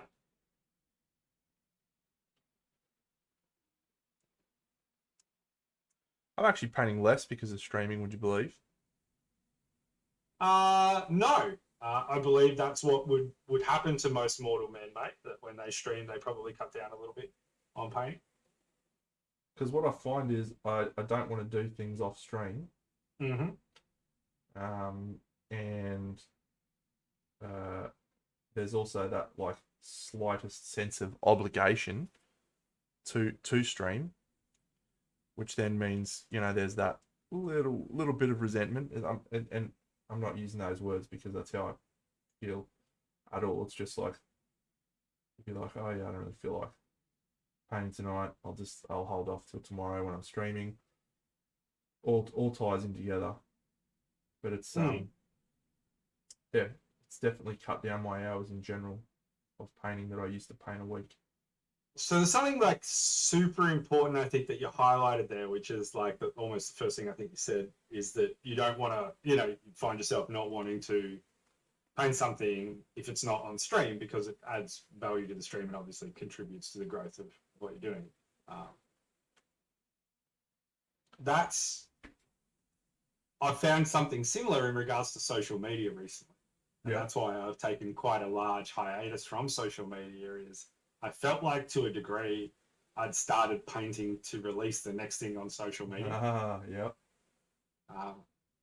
So I fell into that pit trap slightly, which is something that you know, like I'm very lucky for the chat. I have some people that have come before me, Ben X Layton, Honey Honey, Deno, who have been doing the social media thing for a while and really helped me understand some pitfalls and traps for it. But even still, with their advice, I found myself like in there, which I'm sure they knew would happen. We knew. Yeah. And that's why I've taken a decent hiatus from uploading stuff. I've got plenty of stuff I could upload, but at the moment I just don't feel the inkling to want to do it. So yeah, similar things, I guess, right? Yeah. The old serotonin release from having someone like your models and comment on your posts can be a little addictive. Yeah, or even if it's not addictive, it can become a driving force as to why you do it. Yeah. And that's not why I paint. And so having a month or a month and a bit break after getting married was really great to just assess that sort of stuff and work out why I do it, and then get back in a rhythm.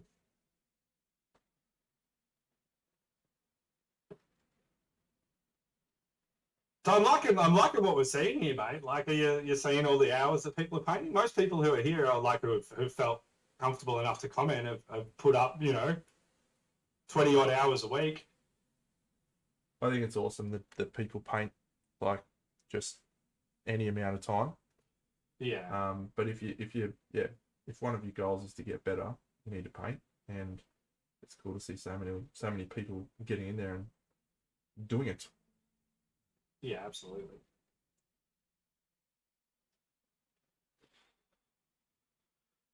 Oh mate, we talked about this a little while ago. My Camelot diorama, of which I spent effectively 8 weeks on, got about 3,000 likes, and then I painted a Crusader in 3.5 hours, and it got 4,500 likes. So, that's just... And thus the Crusader was born, the great hero of Stream Deno, the champion. And he resulted. I'm gonna get some water. I'll be back in a second. All right, he resulted in some glorious memes.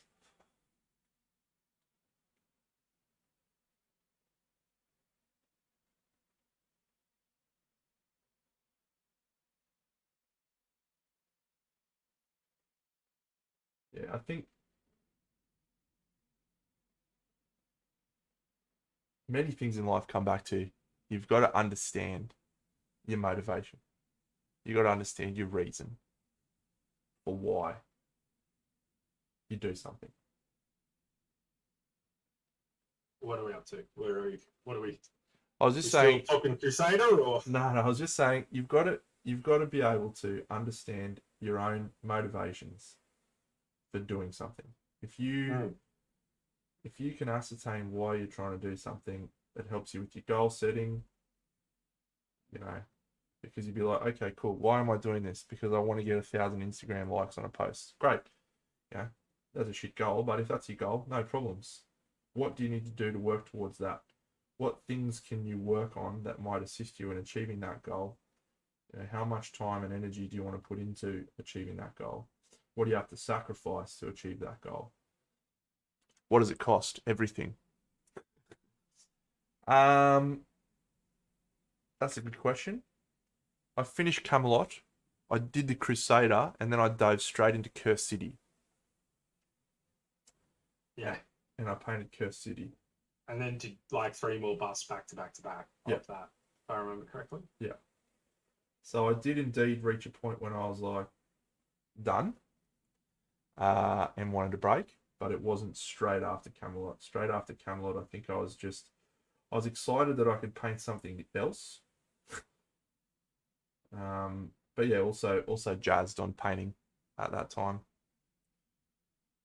And that's it. Those big dioramas, honestly, are probably the closest feeling you can get to doing an army in display paint. Yeah. Where there are sections that you will not enjoy.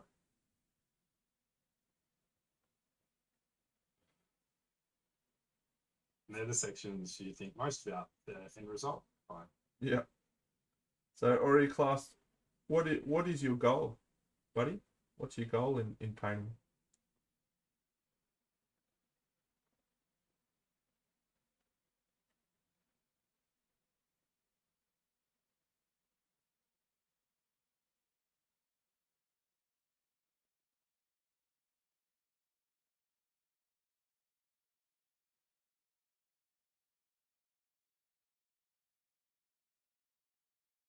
Not a trick question, by the way.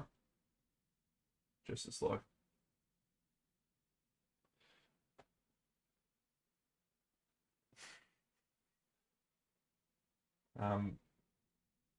if you're feeling bad about your painting and you're like, oh, I don't like what I'm doing at the moment. Why is it that you don't like it? What is it that you are trying to achieve, and what is it that you aren't achieving? Might assist in shaping some steps you can take to stop yourself feeling that way.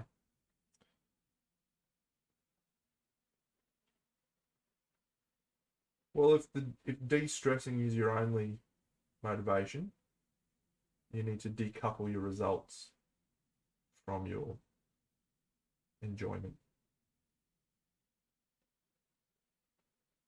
Did you have fun painting the model? Yes. That is a success.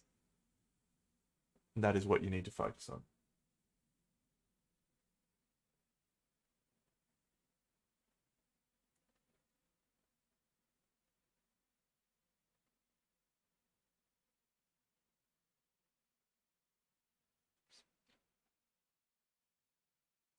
Finding a style though, that's a pretty in-depth conversation.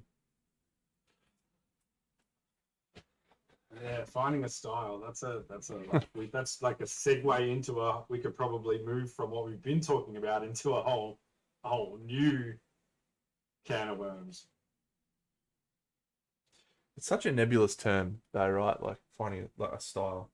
Style itself. Yeah.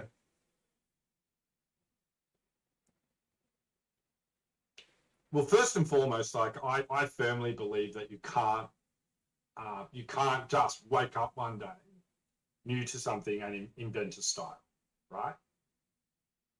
I don't think that happens.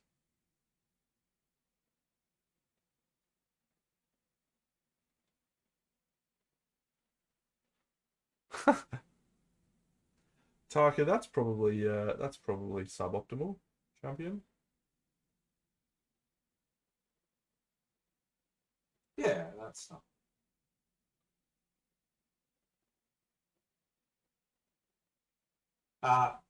Taka, what you need to do, man, and I used to suffer from a similar thing early on, and that's just put it in a cabinet and just walk away from it. Out of sight for a week. Don't look at it, don't touch it, sort of exercise that self-control, and then come back to it. And if your feelings are really that strong after a week that you want to paint over it, then paint over it. But I would hedge a bet that most of the time they won't be that strong, and you'll be happy to just move on into something else. Yeah. Anyway, leading into that comment there that you can't just invent a style, right?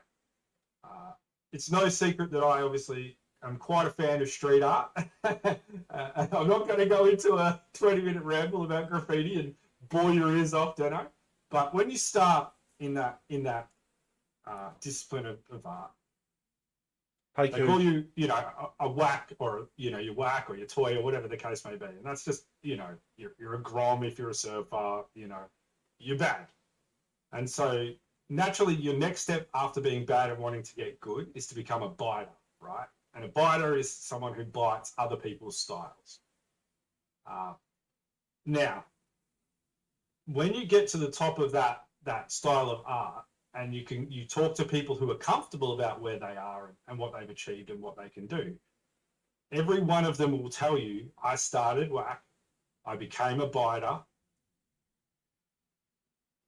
I stuck it out and practiced and practiced and practiced, and then this is where I am now, right? So the biting is the learning part. Like in order to learn the skills, you have to copy people who have been there before you and done it, who are better than you. You know, you have to unpick how they do things in order to learn how to do them. I think that's a fundamental truth about humans, though, right? Like we stand on the shoulders of giants. I mean, Yeah. we have ancient masters of painting portraits and stuff that have done things that have stood the test of thousands of years of time. And here's us talking about miniature painting as if we're inventing the world. Like it's just everything that we've learned, and we need to be able to acknowledge that you can't reach a point where you can change a genre until you have learned some of the stuff that come before, at the very least. G'day, Dave Dog. Cujo, I played Mage Knight yesterday, mate, on my stream. I haven't transferred it over to YouTube, and I shan't be doing it because it was a fucking shocker.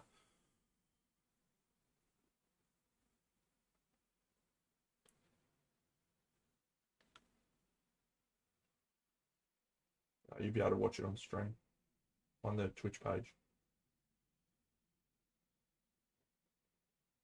See, I think learning style, Conrad, is ultimately part of what we're talking about, right? You're learning techniques, you're learning conceptually the way that someone does something, and then you can move into your own way. But I will say that you are one of the more unique painters out there, mate.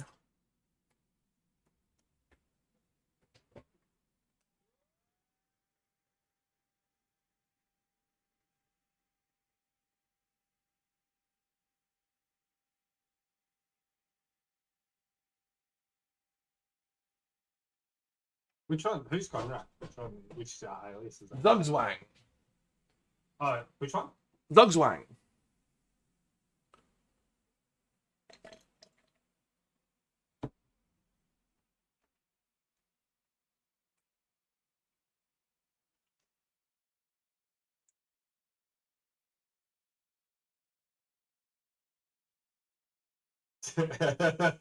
That's what I heard as well, Cooch. But I just sort of applied my eyes to the screen and figured he was saying Zugzwang.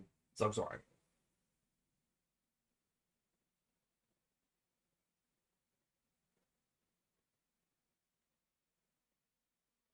The Dave Doge says, I learnt from early Warhammer TV, girl painting, then progressed to Vincent Venturella. I now rarely learn anything new, revolutionary, but I'm always open to new things.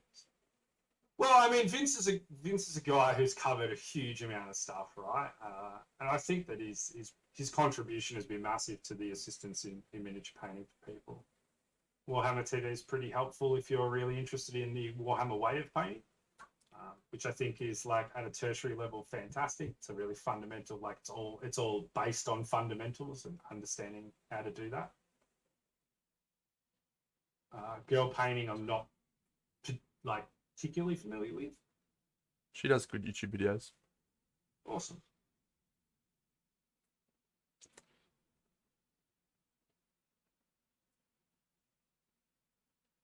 Trying to emulate another artist's style is something I wholeheartedly recommend other painters do, because it does change the way that you think about your art. When you are forced to look at how to do something in a different way, that is when you'll create new neural pathways in your brain. That's when you'll start to, establish some new patterns that you can then start to apply in your own work. It's one of the reasons I recommend classes and all sorts of stuff. Like it's about uh, yeah, forcing you to think differently and teaching lessons from people, classes, other painters, learning from everyone. That all helps your brain understand what's happening, so that you can then work out how to do things differently.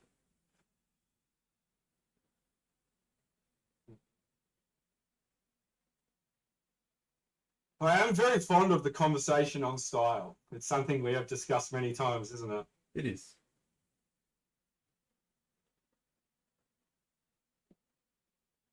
And it's an interesting one. You know how much I love the Spanish style. Well, that is, I mean, Australian style is becoming like, We don't we have have sort of we we don't have have sort a of two style. schools. We have two schools in our country, I think. We don't have a style. No, not yet, not yet. We But just we may have one day. we just have Dave Colwell. No, we have yourself as well, and we have we have some action. We got a lot of upcomers here. I think we've got a lot of people who are going to make some noise in the next few. If Paul. everything goes right. Paul, you're just shit at fitting paint. Nah, I'm kidding. Cameras really struggle taking photos of miniatures. Really struggle. Yeah, Paul. I mean, I literally had a fellow message me today, and send me some photos of some stuff that he's done. And his immediate first statement to me was, "Man, I hate zooming in on, like, taking zoomed photos of my stuff because everything just looks shit." And it's like, well, the reality is, man, is that when you zoom almost everyone's miniature painting, it looks shit. Like, if you go and zoom, Let's zoom right now. it Let's looks go shit. zoom Yeah. denos right now. Yeah, send it in all the way in, like.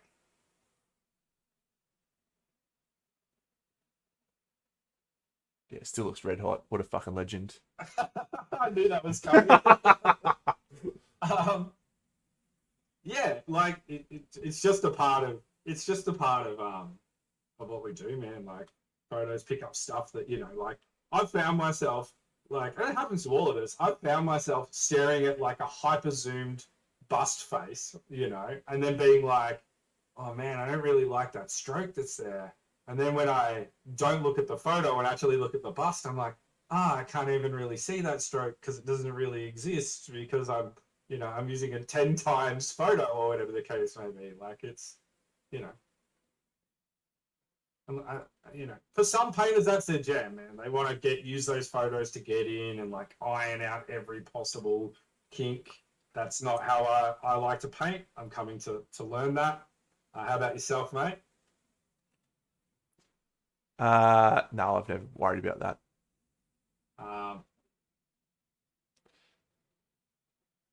Some really good questions there. Cujo's Cujo, the one that comes to mind for me about that question that you just asked is Kaha. I wonder if Kaha is ever like, I just want to paint a model like a normal model and not do crazy colors and these weird blends that go through all the spectrums of the colors. I'll have to ask you that. Ask that of you, mate, right now. Well, I don't think I am locked into a specific style. Like, I think if you were to take a collection of... You absolutely might not be locked into a style, but you have a distinctive style that anyone on the planet who knows miniature painting could see that you've painted and go, Trent Denizen painted that. I think that is an exaggeration. You reckon? Yeah. I don't know, man. I don't know. What does the chat think? While they get to us on that. Where I was going with that is that eventually, like, is it inevitable that your style becomes the thing you like, the thing that you yourself like to?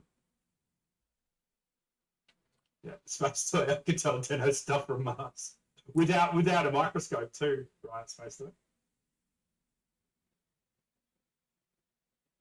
We shan't be friends anymore. We shan't I be agree with friends. Bucks on that one. With Paul Deno has class and style. we shan't be friends. Well, I mean, look, saturation is like a key part of the way you paint. It's a key part of the way I paint. Uh, that's just an identifier, I guess. I don't think that I I don't have. think you feel, but I don't think I'm not saying that you're trapped by it. No, I certainly don't feel Yeah. trapped by how I paint, but I do think that like I can still shift gears a fair bit. Um, maybe I'm just hopeful that I can still shift gears. I think you could. I think when you get to a level of painting that you've got to, and the sheer amount of stuff that you paint, I don't think that anything could not be added to your tool belt, um, without too much trouble. You might cook a couple of miniatures in the process of getting there, but you'd get there pretty quickly. And that's for anyone who's willing to put in the time. Outside of some real like, some people have got some real individual character sort of stuff. Kirill, for example. Well, Kirill, Kaha, Aroba. Yeah. I mean, those people are people that I look up to. But yeah, it's a good question, Cujo. I wonder if they do feel hamstrung into only ever painting that way because they think that's what they have to do. I wonder if they relish that because that's the type of painting that they want to do. You know. Oh mate, I'd give Bucks top billing right now. What's top billing? Let's put you in the top right camera. He's got a far better head than I have. If you want to hear Deno more, mate, you just have to say it.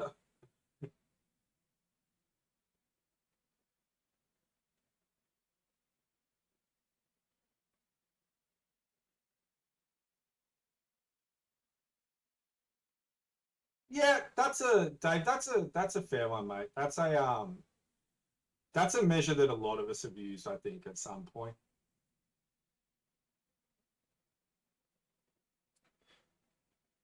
Interestingly, that's not one I've ever used, but that's because I don't really have that much to do with GW stuff these days. Not even when you were young. Oh, when I was younger, for sure, but Yeah, when I was younger, mate, they didn't have a web store. yeah, that's fair. I guess when I read that statement, I related it to more as like being young in your journey rather than at this point in time. Yeah, well, when I was young in my painting journey, Games Workshop didn't have a web store. Yeah, yeah, no, we did. They didn't.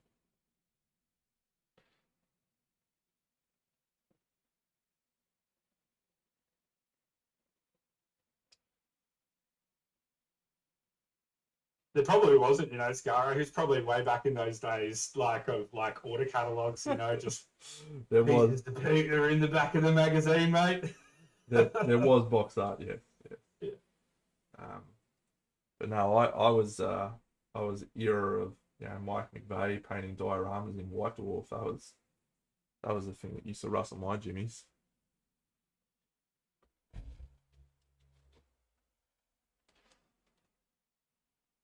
Hey Nate, style is totally a fine and valid word. We're having a wild discussion that's gone off on a massive tangent because Because you said the word style. Bucks and I talk about this all the time. It's like, Australians don't really have a style, but the Spanish do, the French do, the Poms do. So, but the Americans don't, right? So, why is that? How did all of the Spanish dudes just suddenly start painting with an airbrush and do crazy saturation, right? It's just a fascinating Yeah, how did it come to be? yeah, how did that pan out? Like the English one was obviously driven by Games Workshop, and the French one was obviously driven by Rackham. But how do we shape a style in Australia? What drives that? Is it specific people? You know, is Dave Colwell the future of Australian style? Maybe. It was just a wild conversation, and you just happened to be dive, diving You yourself in front of it. provoked it. But the important thing that I said at the start, and I'll repeat again, is you've just got to understand what your goal and aspiration is. If your goal and aspiration is to improve and to, find a way that you like to paint that makes you happy, that's a fantastic goal. Good for That's you. a great question, Oreo. Like, do you need a national style? You don't need a national style, but the reason that these styles have emerged and they are regional, like they do come from specific places, uh, and that's due to for a lot of the European countries, and in fact, almost all the ones we named there are European countries. Mm. They're a melting pot. You can get together and like, especially in comparison to us in Australia, we're massive. So Trent lives at one end of the country, I live at the other. There's X amount of display painters in the country, and then they're spread all over the place. So we do for the most part lack the ability to get together and sort of harmonize and come up with and teach each other different ways of doing things that then leads us all to sort of having a bit of a similar style. And that's happened in Spain, and that's happened in France, right? That's happened in Poland, it's happened in the UK. Oh yeah, Poland's another good one. Uh, to answer your question, do you need a style? No, I don't think we need a style. I don't think there's a need for anything really. It was just more about how does that come about? What forces that? What drives people that obviously don't have the same sort of distance barriers as we do to find themselves in a way that their painting evolves, homogenizes. It was an interesting thought process. So, but I would like for there to be an Australian style, and I would like for it to be pioneered by the great man himself, Trent Dennison. Well, I mean, people who get to know you well enough know you're actually relatively humble dude, behind all the banter. How dare you? How dare I break the facade? But yeah, look, we right now we have a group of painters who are already fairly established internationally. People know their works, have seen their works.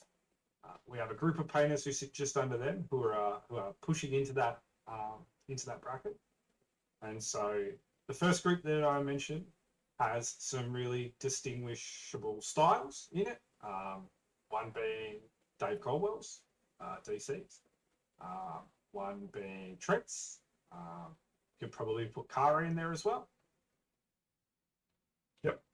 And then underneath that, we have the next sort of generation coming through who have had the opportunity in the last sort of little while to learn from these sort of three painters, and you can see those emulations sort of coming through and you can see where some people lean one way and others lean the other way.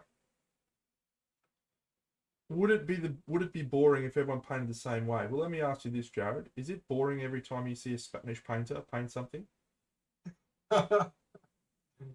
Or do you every time Ruben Martinez paints something? Do you froth when Ruben and David and Sergio and anyone Banshee, from Spain, Banshee, just paints something you're just like, oh, I fucking love it. Like loaded question. Yeah, it under the bus, boom. So no, I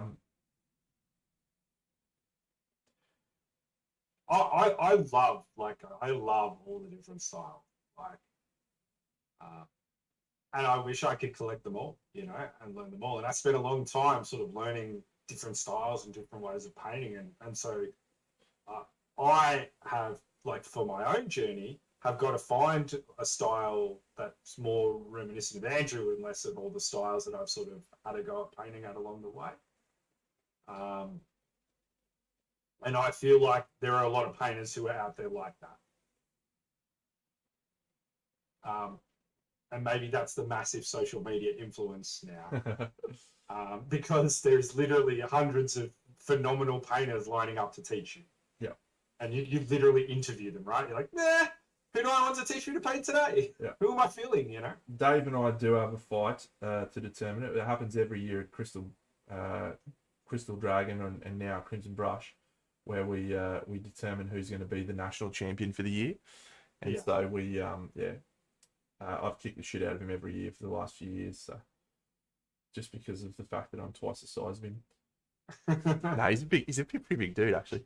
I think he's well over 6 foot. Yeah, it's dwarf next to me, but yeah. That's an interesting question, Jared. That's a really interesting question, mate. It might be quite cool to see if you could incorporate an Indigenous style of painting into miniature painting. I do not know if I can recall any miniature painter doing that.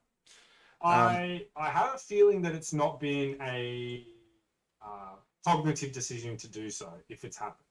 Like I've seen people paint armies with like dot style painting, transitioning color that way. But again, I don't think it's intentionally,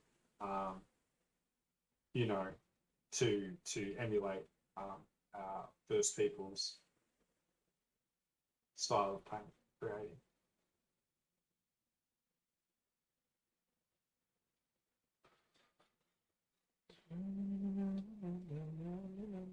This cloak is really cool.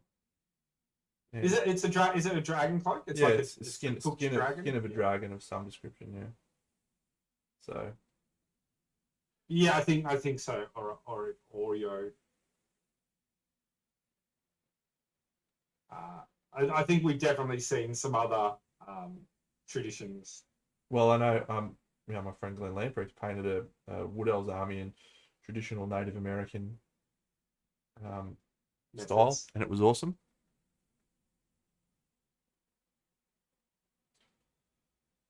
Big stippling. That's the stipple blending is the Australian way.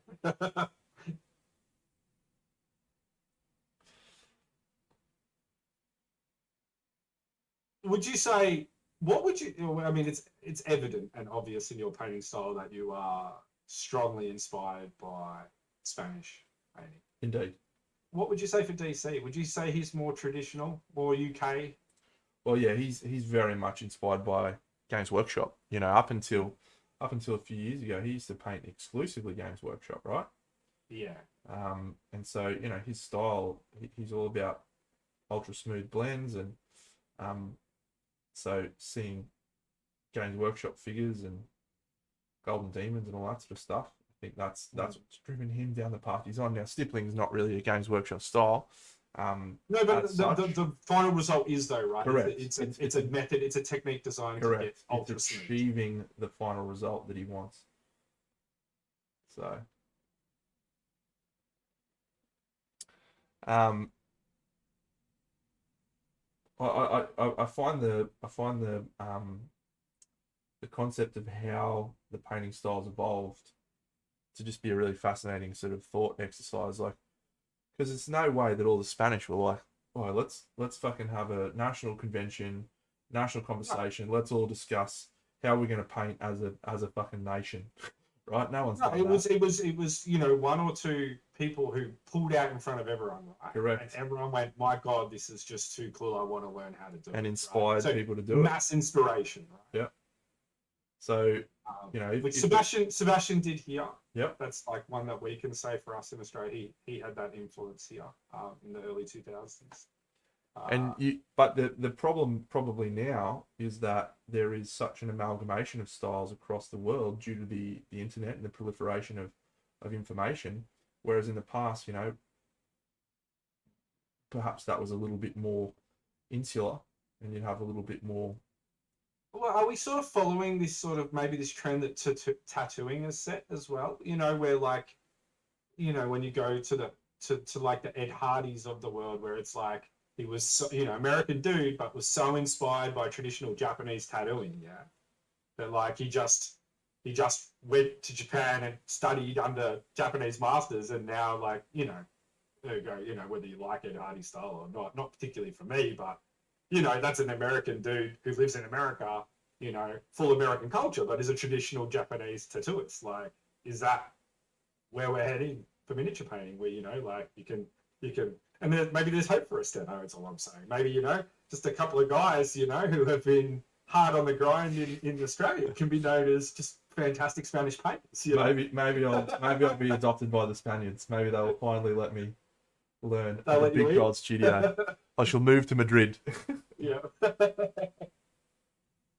No, I really like this. All stems from my love of the Spanish style of painting, which I really feel like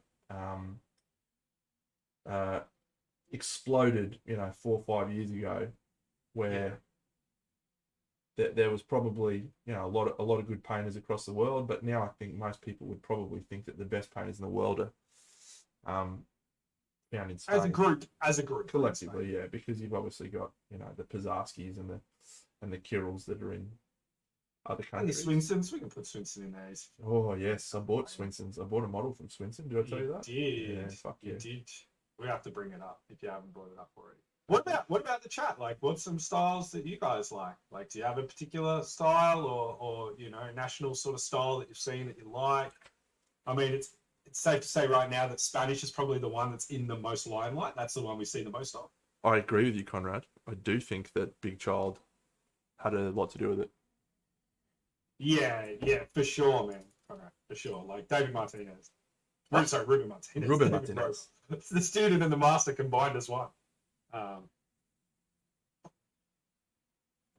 let me bring up my Swinson piece that I purchased. What do you think about like the fact that sort of Spain is getting a lot of the Spanish painters are all getting a lot of the Kickstarter products nowadays as well, right? So like all the Marvel United stuff, that's all like this developed Spanish sort of style, comic book style that's come out. Hey Ray, how are you, mate? Ben Commons stuff, yeah, nice. He's like an OG. Does Ben Commons sort of exist before Styles, then, you reckon? Oh yeah. When you were more affiliated with the technique? Yeah, for sure. G'day, Ray. Yeah, I mean Ben was pretty influential back in the day with painting Buddha. I bought this, friends. Woo!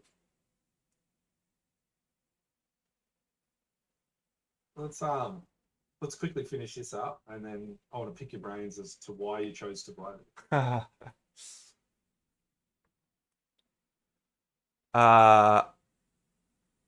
When I pick a model, right, I wanna look at a painter's style and think about how I can replicate it, and like want to hold that in my hand. So I bought the model Cooge, the paint job that Eric did. I bought that figure. And Eric does two things that I think are just absolutely sublime. The first being cast shadows, and you can see on there he's got the cast shadow of the sword. He's got the cast shadow of the horse's head on the neck of the horse, the visor. That whole Apple lighting, yeah. Yep. And then his non-metallic metal is something I wanna look into a lot closer. So Eric is also quite a master of saturation as well, isn't he? He definitely is a master of taking good photos of his models. And he is big on saturation as well. But I don't, because I saw his that orc that won gold at Monty in the hand. It doesn't pop off as much as some other ones that were there, like in terms of the real visual contrast, as much as say some of the other ones did. But in terms of like when you pick it up and have a look at it, it's like, holy shit, man. Something special. So, but yeah, he does do a lot of saturated colors, but he also does a lot of like the interplay of light, which I think is really cool. Luis Mendez Wanola is possibly the most incredible miniature painter that exists on the face of the planet today that no one knows about. Is that That's the guy Three that you Witches. showed me, the Yeah. Three Witches? Yeah. Yeah. He is unbelievable. Yeah, Unbelievable. that guy's a freak. Yeah. His miniature painting is possibly the best miniature painting anywhere in the world. And no one ever fucking talks about him. But he's wild.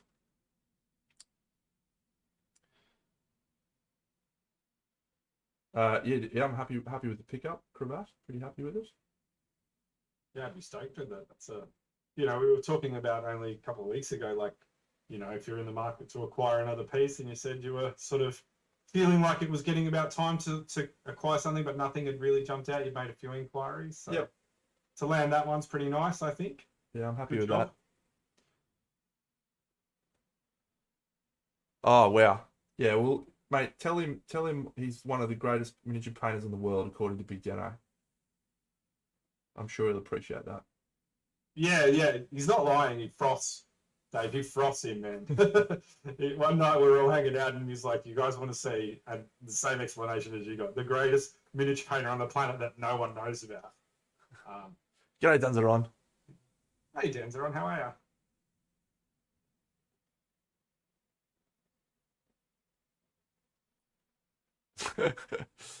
Luis El Bombero. Well, there you go. you? Yeah, we're gonna call him El Bombero from now El on. Bombero. He's fucking my hero, man. Like Did we ever tell you about the tale of El Bombero? El Bombero. The greatest miniature painter that no one knows.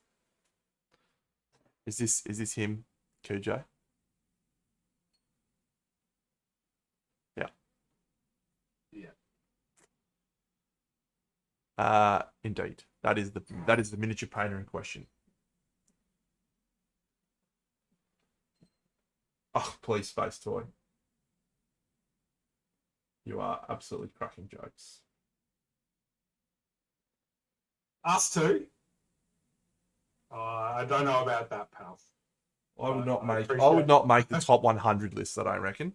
Yeah, and I'm probably not making the top 500 list.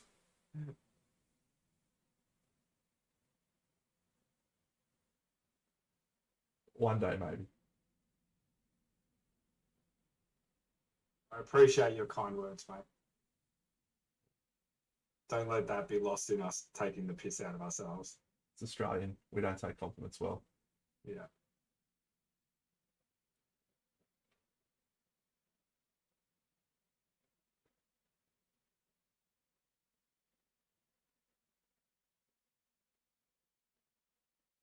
Nah, mate. You've drank from the Australian Kool-Aid on that one.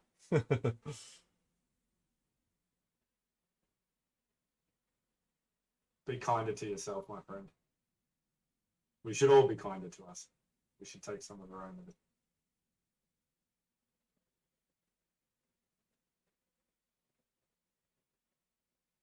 Look, I know my worth. I don't have any problems talking about how good or not good I am at any given task, as many of you well know. But yeah, I got two attributes that make me good at painting. One is my speed, and the other is how good looking I am. So those two things. Unstoppable. Yeah. I doubt there's many painters in the world that are faster than me. I'll say that for a fact.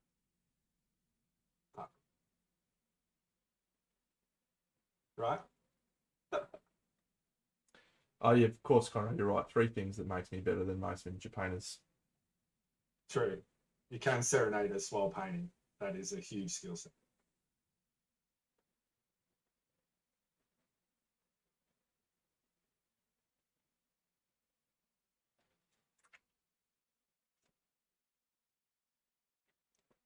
Yeah, Frog Jim, you got to embrace some better self-talk as well, bud. Like, Thanks, Conrad. Probably won't be here when you get back, mate. Have a great day on your bank holiday. You legend. Zugzwang. Conrad. Conrad's a pretty sick painter, if I remember correctly, right? He's unreal. It always wigs me out when real sick painters stop by. Shut up. Remember that time Masculins Mate. dropped by? Old Masculins. G'day, Mark. You were just like, oh. Yeah.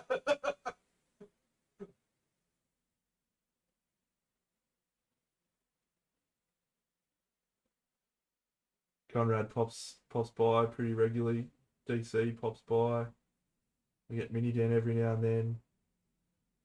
We've had Masculin. CHK. We've had CHK. I think we had Craft World stop in and say good day once. Yeah.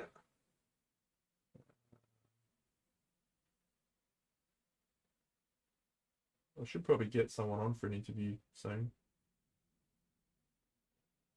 Yeah, who you? Yeah, I mean, you wanted to get Mark on, haven't you?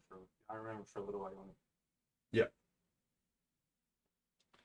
Yeah, I'd like to get Mark. It'd be good to get Andy actually.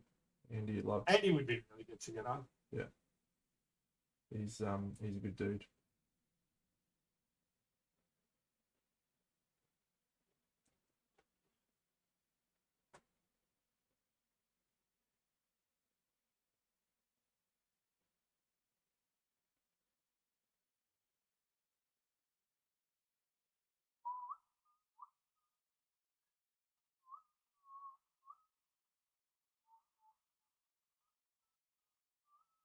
It's like you're painting a Tempest band. This cloak, it's got like strong watery vibes right now. It's pretty cool, Like eh? stormy watery vibes. Just the way it's moving. Pretty cool. Pretty cool element.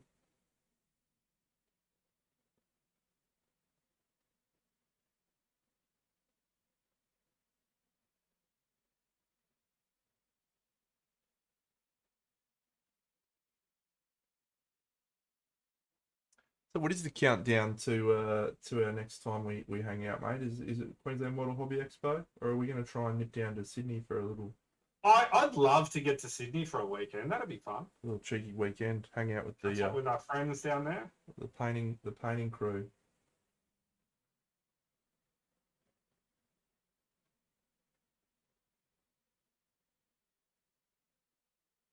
See ya, Cheers, Match Fixer. Fixer. And thanks again for my my cards, mate. That's awesome of you. Legend just was like, hey man, I got some promo cards for a game you were playing on stream the other day. I don't play it. Do you want them? I was like, hell yeah. Oh, awesome. Yeah. I offered to buy them, send him money. He was like, no, I'll just send them to you, man. What a fucking legend. What a guy. Legend. Peapot, g'day.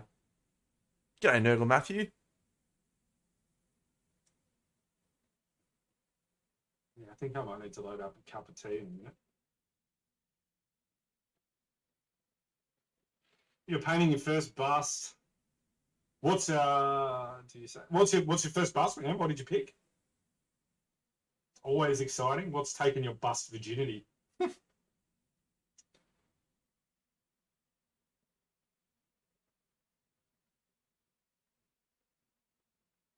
While you get that into the chat, I'll tell you about my first bust. It's called what did you call it, mate?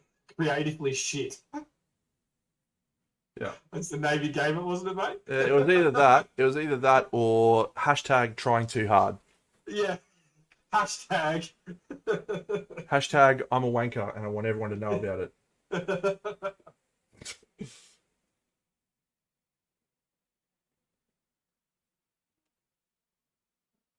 Hashtag I'm a shit painter. When art meets life. I feel like I should be doing something, but I've done a lot today. Cut yourself some slack, mate. You can just sit here and chat. You don't have to do anything. If you had a camera on you, I would, of course, be saying something different, but you do not. Yeah. I'll get that sorted soon. I've been saying that too much. I'd like to get a camera sorted and get a better microphone so I don't have to wear a headset. Thanks to the wonders of the internet, mate, I would probably be able to bring your camera onto the stream as well. So yeah, we could have a double stream. we could. Double stream. Well, we're going to need one for when we do pirates. We are. We are indeed. All right. Do you know what could have really? Oh, no, he's too big.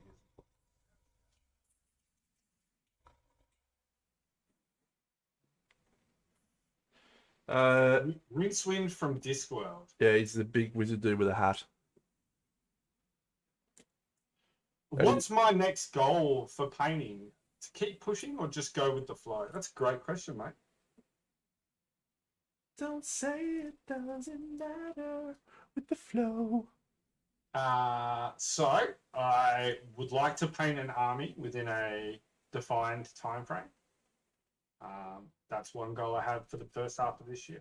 I had a fairly lofty goal of about, I don't know if you remember, well, you might not have been on my, following me on Instagram, but I put a video up a while back, which was like the first quarter I wanted to do 11 projects, but turns out getting married takes up a little bit of time, so that just got pushed to the side. So I only managed to complete 4. I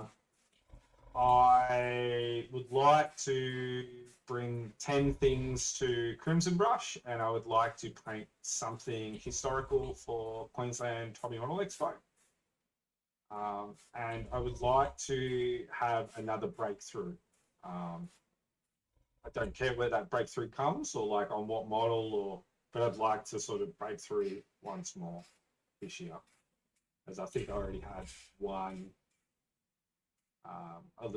like earlier in the year with the Sharky that I painted. So yeah, that's probably my goals. And then I have a whole bunch of sort of miniatures that I want to paint and hobby that I want to paint. I'd like to paint one of the Marvel United models in the now you could call it the traditional Marvel United style. So I'd like to give that a go. Auriclast.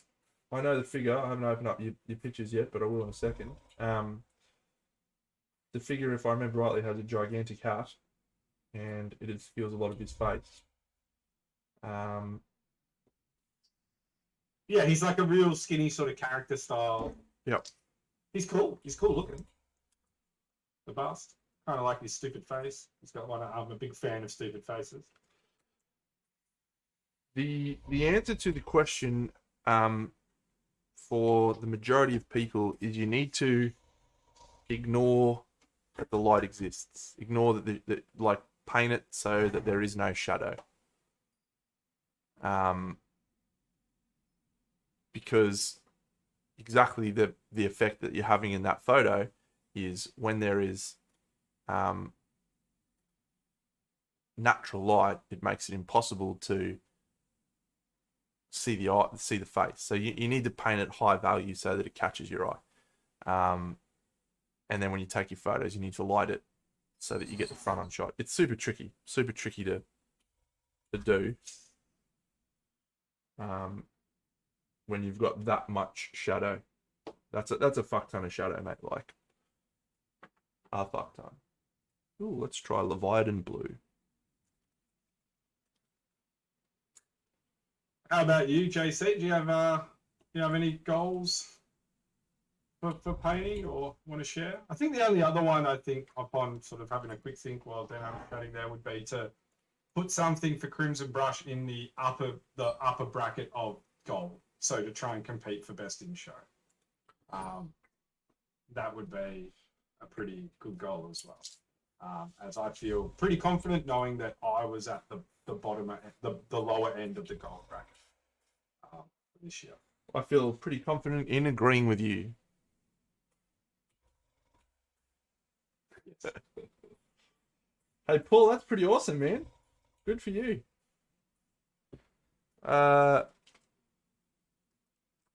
You got your volumes right.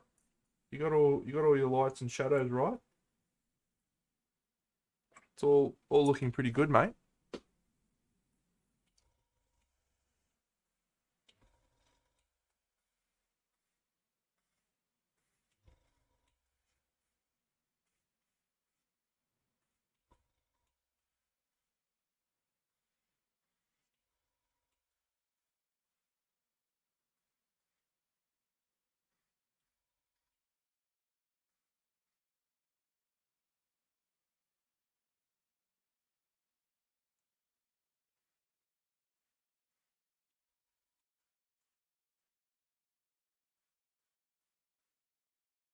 Yeah, nice, man. That's a good swather of goals.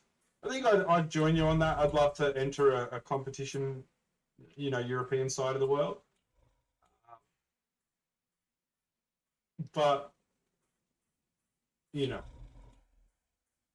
committing getting there is one thing, I guess. I should be on that side. Oh, teeing it up really. It's not so much going. It's about timing, getting there at the right time. 10 entries a year. 10 entries. Sorry, 10 projects a year, plus some big dioramas. So yeah, that's exactly right. Like it's a big deal for us to get over. It's a mighty trip. I feel like if they unfortunately it's like a mighty trip both ways too, because if Adepticon brings back something, like if America has something big that's not just Golden Demon, it's still going to be a massive trip for us.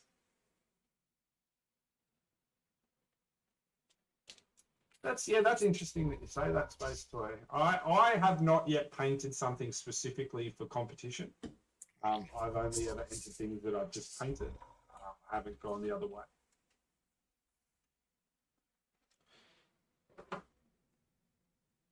That's good, Frog Jim. I think that's something that you've said before, that you sort of struggle with the finishing, like the calling it done, sticking a fork in it, as the big fella would say. I mean that's awesome, right? That's like what these events do. Like you know, when you get to attend them as an attendee rather than an organizer, I think you just walk away so motivated, so excited to put brush to model. Challenge yourself with some of those sort of more outlandish projects that you've been thinking about, or whatever the case may be.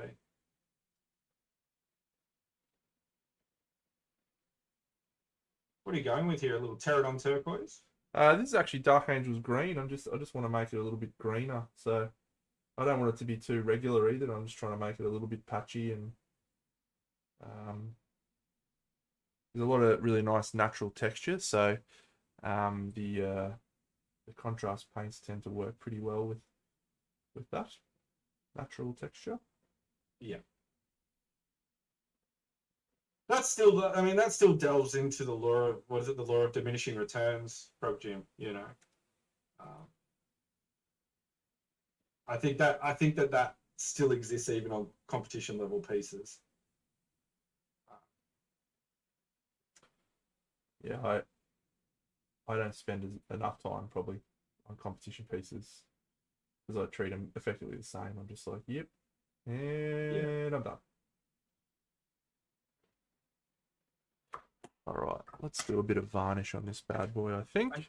I feel like open judge competitions lend themselves more to just bringing along what you've worked on as well, versus the straight cut and done first, second, thirds. Tarka, I was talking about this earlier, mate. If you can only go to one, go to Scale Model Challenge in the Netherlands. Unfortunately, this year it's being held in June or July, and it's called World Model Expo. Yeah, this is the every 3-year one, isn't it? Yep. But normally it's called Scale Model Challenge, and it's held in the Netherlands, in Eindhoven. And it's just a fantastic event to go to. Like it's got trader hall, it's got heaps of really well laid out classes and everything. It's just a great event. Perfect time. Sorry, you go. Yeah, you're right. It's awesome to go to. I highly recommend it. Robbie, yeah, perfect time to wrap it up. If you hit boredom on a model, like if it's not a competition piece, or if it's not for a project for a game or something, it's just a particular miniature you're painting, and probably get it forward. Yeah, for sure.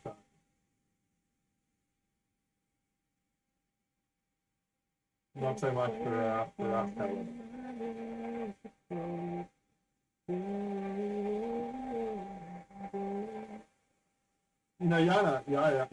Yana, or Jub, aka any of those, said to me the other day. She said, "Hey man, it's not long till we go back to Crimson Brush, is it?" So, it's not really. It's only about 8 months away. It always comes about a lot quicker than you expect. I'll tell you that much. Yeah. I've got to start doing preparation in about 2 months' time. So Yeah. yeah, no excuses, Taka. You should definitely go to Scale Model Challenge World Model Expo. Yeah, like even if you don't enter, Even if you go. don't You'll have enter, so much just fun. go check out the models. Nothing hits motivation like seeing other people's works in the flesh. I tell you that for a concrete fact. Hey, Bucks. Yeah, I know, man. When you saw my Harold, you were pumped, eh? Yes, got him. Loved it. Will Loved we it. be streaming again from it? Absolutely. I'm just going to say yes. I'll speak for Deno on that one. Thanks, I think mate. that's the plan. No, look, I'm hoping this year to, because it was a bit of a short preparation this year. I'm hoping to do a lot more with the streaming side of the show. I think I'm going to drive down. I'm going to bring my good computer, chuck it in the back of the ute, and drive down. And actually set up, 3 or 4 proper cameras, and have an opportunity to talk to people, do proper interviews, walk around. That's my intent. I want him to do a painting table hangout if we can in the evening potentially, or something like that. You'd all have to help me convincing that it'd be worthwhile. It most certainly wouldn't be worthwhile for me. No. Let's I'm have. sure you'd be swayed. I could definitely be swayed. Let's have a look. How are we looking? Zoom out a smidge more.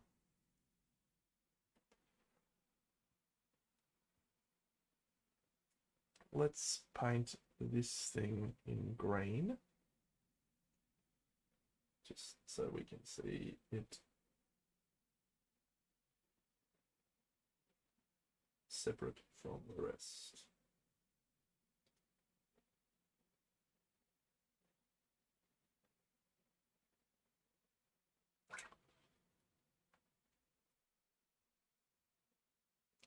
It looks pretty cool. Yeah. I mean, there's a lot of it's just detail plus this guy, right? So Yeah, this guy's he's cool. I wish I got the blind archer, mate. You missed that at the start. I Yeah. was super pumped for my thing to arrive. I was like, yeah, I want to fucking paint these models, and it rocked up, and I was like, I looked at the 2 I got, and I was like, hang on a second. I thought I went for the blind archer and the bust of the dude with the horns. Yeah. And instead I got this guy and the bust of the dude with the horns. So they may have packed it wrong, but I don't think that's the case. I might have just ordered the wrong thing. Or maybe they did. You might have been high on some non-metal metallic. Whatever it was.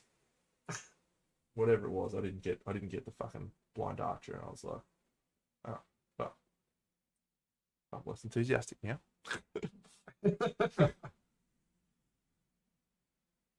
Yeah, I'm glad you enjoyed the judging part, mate. That was that was my baby. I was super pumped about doing that. Seb was less pumped about doing that initially, but I swung him around by the end.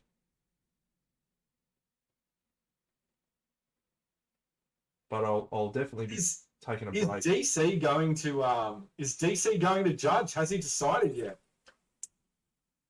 I'm not Is sure. his honorary right?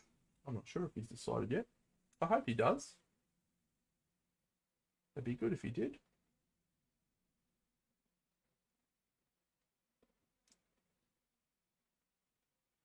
Good for everyone to hear. Just clear out some top end. Yeah. But it also, yeah, it's a good question, mate. Must be pretty fucking hard. Maybe he's got like an aura, like a magical aura around him or something, pulsating. He is a magical dude. For real though, that helmet would be tough to keep that up as well. Yeah. The interesting thing with Dave judging will be getting his perspectives on stream. Yeah, absolutely.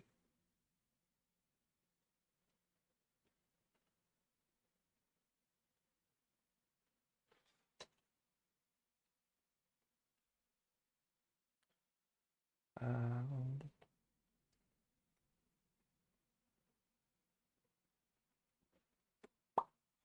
let's do the eyes, and then we call it a night, I think. Well, let's attempt the eyes, and then maybe call it a night after we fail them, because these are going to be a mission.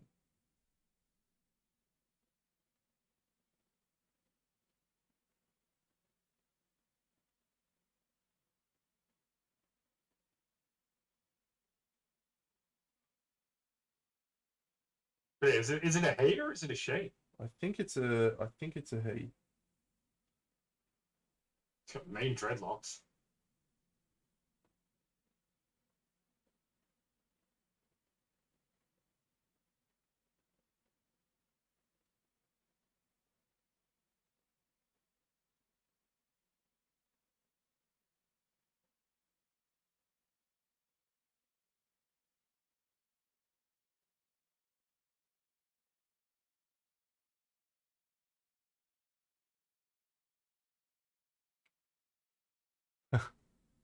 You got a good question there for you, mate?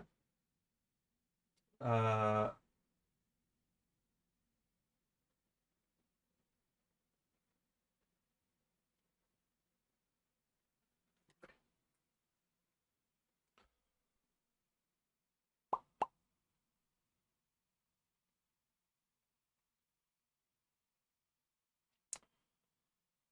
I think with scale mail, the way I try to approach it is think about light hitting a specific area, um, as opposed to the whole surface. So I've tried to focus the light here, which has created a little bit more of a non-metallic effect. I mean, it's not finished yet because I think, yeah, to give you a quick example of what I intend to do, we're gonna go in there. Yeah, we're gonna go in there with a little bit of dark shadows, like yeah, basically paint all these lines in, and then paint a highlight as well, um, which will then help it make it look like scale mail. But yeah, the key is focusing it on a specific area.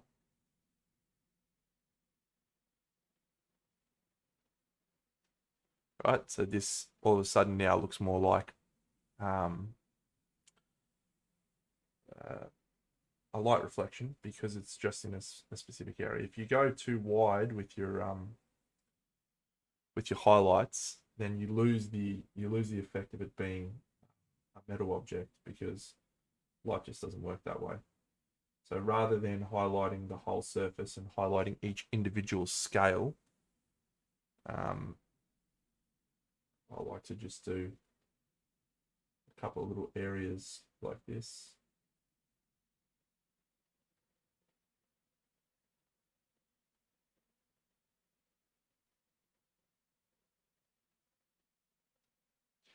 Yeah, so even that little thing has changed the visual look of that a lot more like metal.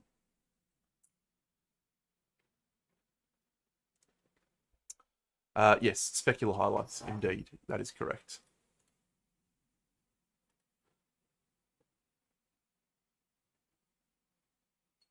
Yeah. So that doesn't look like metal. The sword does and the helmet does, but the chainmail doesn't because you're treating each individual surface as a singular volume. G'day, Gallo Fire. Whereas you need to treat each individual surface as a separate volume for the purpose. Oh, sorry, each individual surface as a single volume, like the whole piece, because light will hit all of those objects slightly differently because of the position of the light to the position of those objects. So, and your position as a viewer as well. So, this little quick highlighting I've done on this area just has suddenly made that look a lot more like a metal surface because of the specific lights. Yeah. All right, we're almost finished. I'm going to do these eyes, maybe. Yeah. Viewing as a whole is the first place to start, isn't it? Yeah.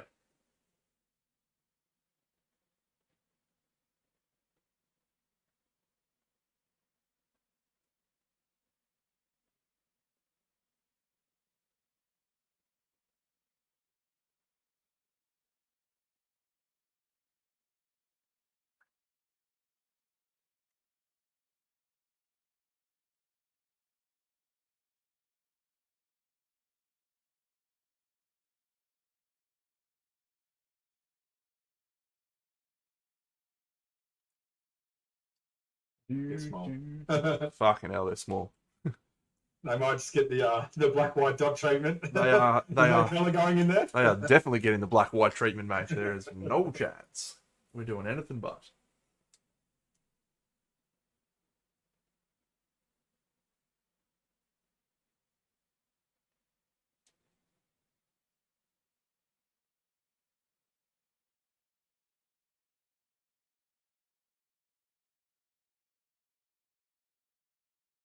What colors did you use for the skin? This is the same sort of skin tone that you use for Llael, isn't it? The Hera. Yeah. Pretty similar, yeah.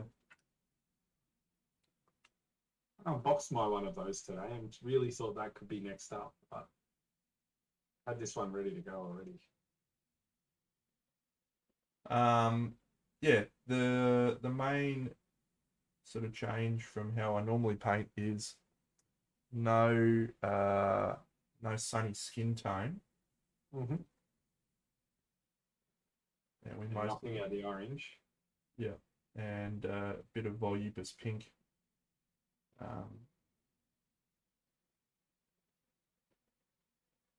In there instead.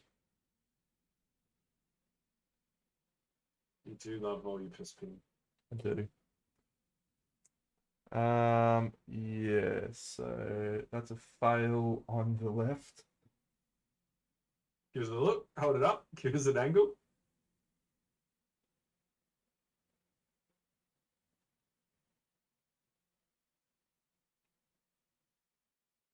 That's a slight improvement.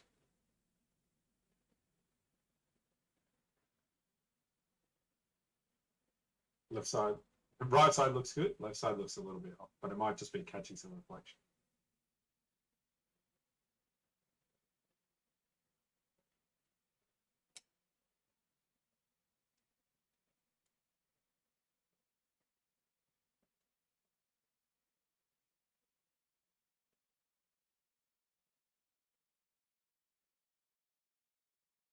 Oh, you fucked it, Jenna. You fucked it. Why did you fuck it, you idiot? Don't do that. You fucking dick burgers.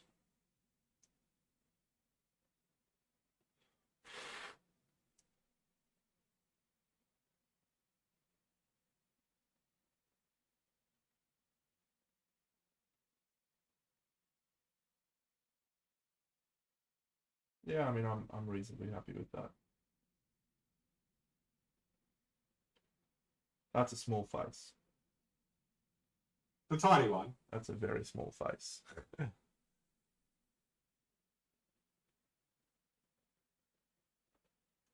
Andy painted this one, didn't he? I think so, yeah. Purple, if I remember correctly, right? It was like lots of purples and blues. I don't remember the specifics actually, but it was a nice paint job. Andy, obviously. Man, do you like his tech list that he's doing? It's pretty sick. Yeah. I do indeed like it a lot.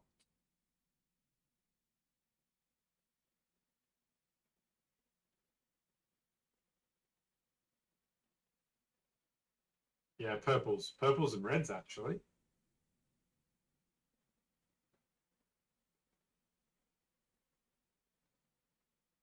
or all purples, and the base is sort of an oxide, red oxide.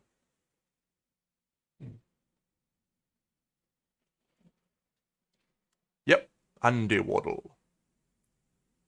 The man, the myth, the legend. All right. I think we will call that a day. Happy with that? Here he is.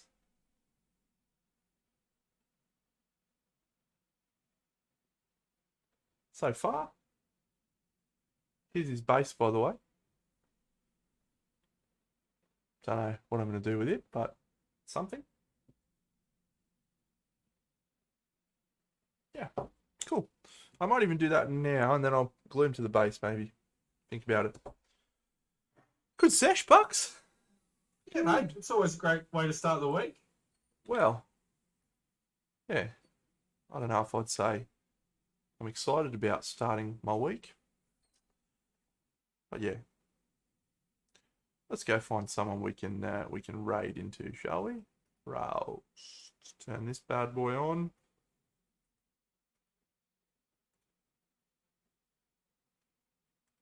Thanks, Tarquia.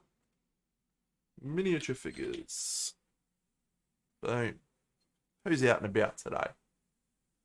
Brush for Hire's going. Pretty cool. Hobby room. Stiller. We probably owe Stiller a raid, don't we? Dylan, he's a loose cannon. What about Man Baby Monday? Shan't be raiding Man Baby Monday. Shan't. What's your dude doing here? What's he doing with Icewind Dale? Oh, dear, because there's nothing.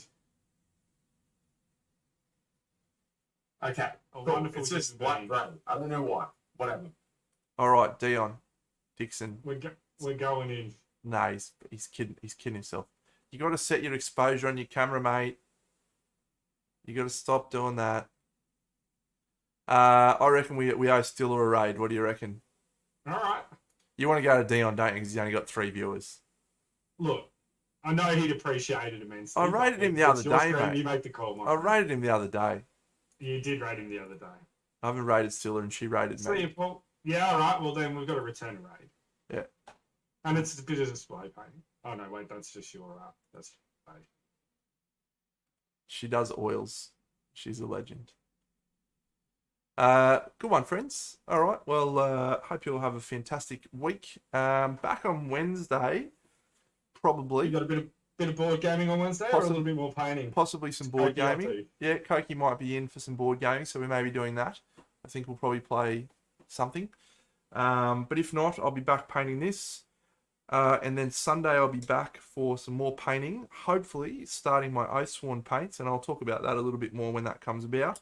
But next Monday night, there will be no Party Monday. I have a work function. I am unable to attend my own Party Monday, and I'm devastated. Disappointing, but we will live. I'm normally the one who sets the functions, right? So when they go on, so... But yeah, this time someone else organised and they did it for a Monday. I was just like, you're a fuckwit, mate. You're an absolute fuckwit. No, video will go up on YouTube as soon as I get it. Click the button. So hopefully in about an hour. On your Bucks. See you, buddy. No See you, worries. friends. See you, everyone. Take care.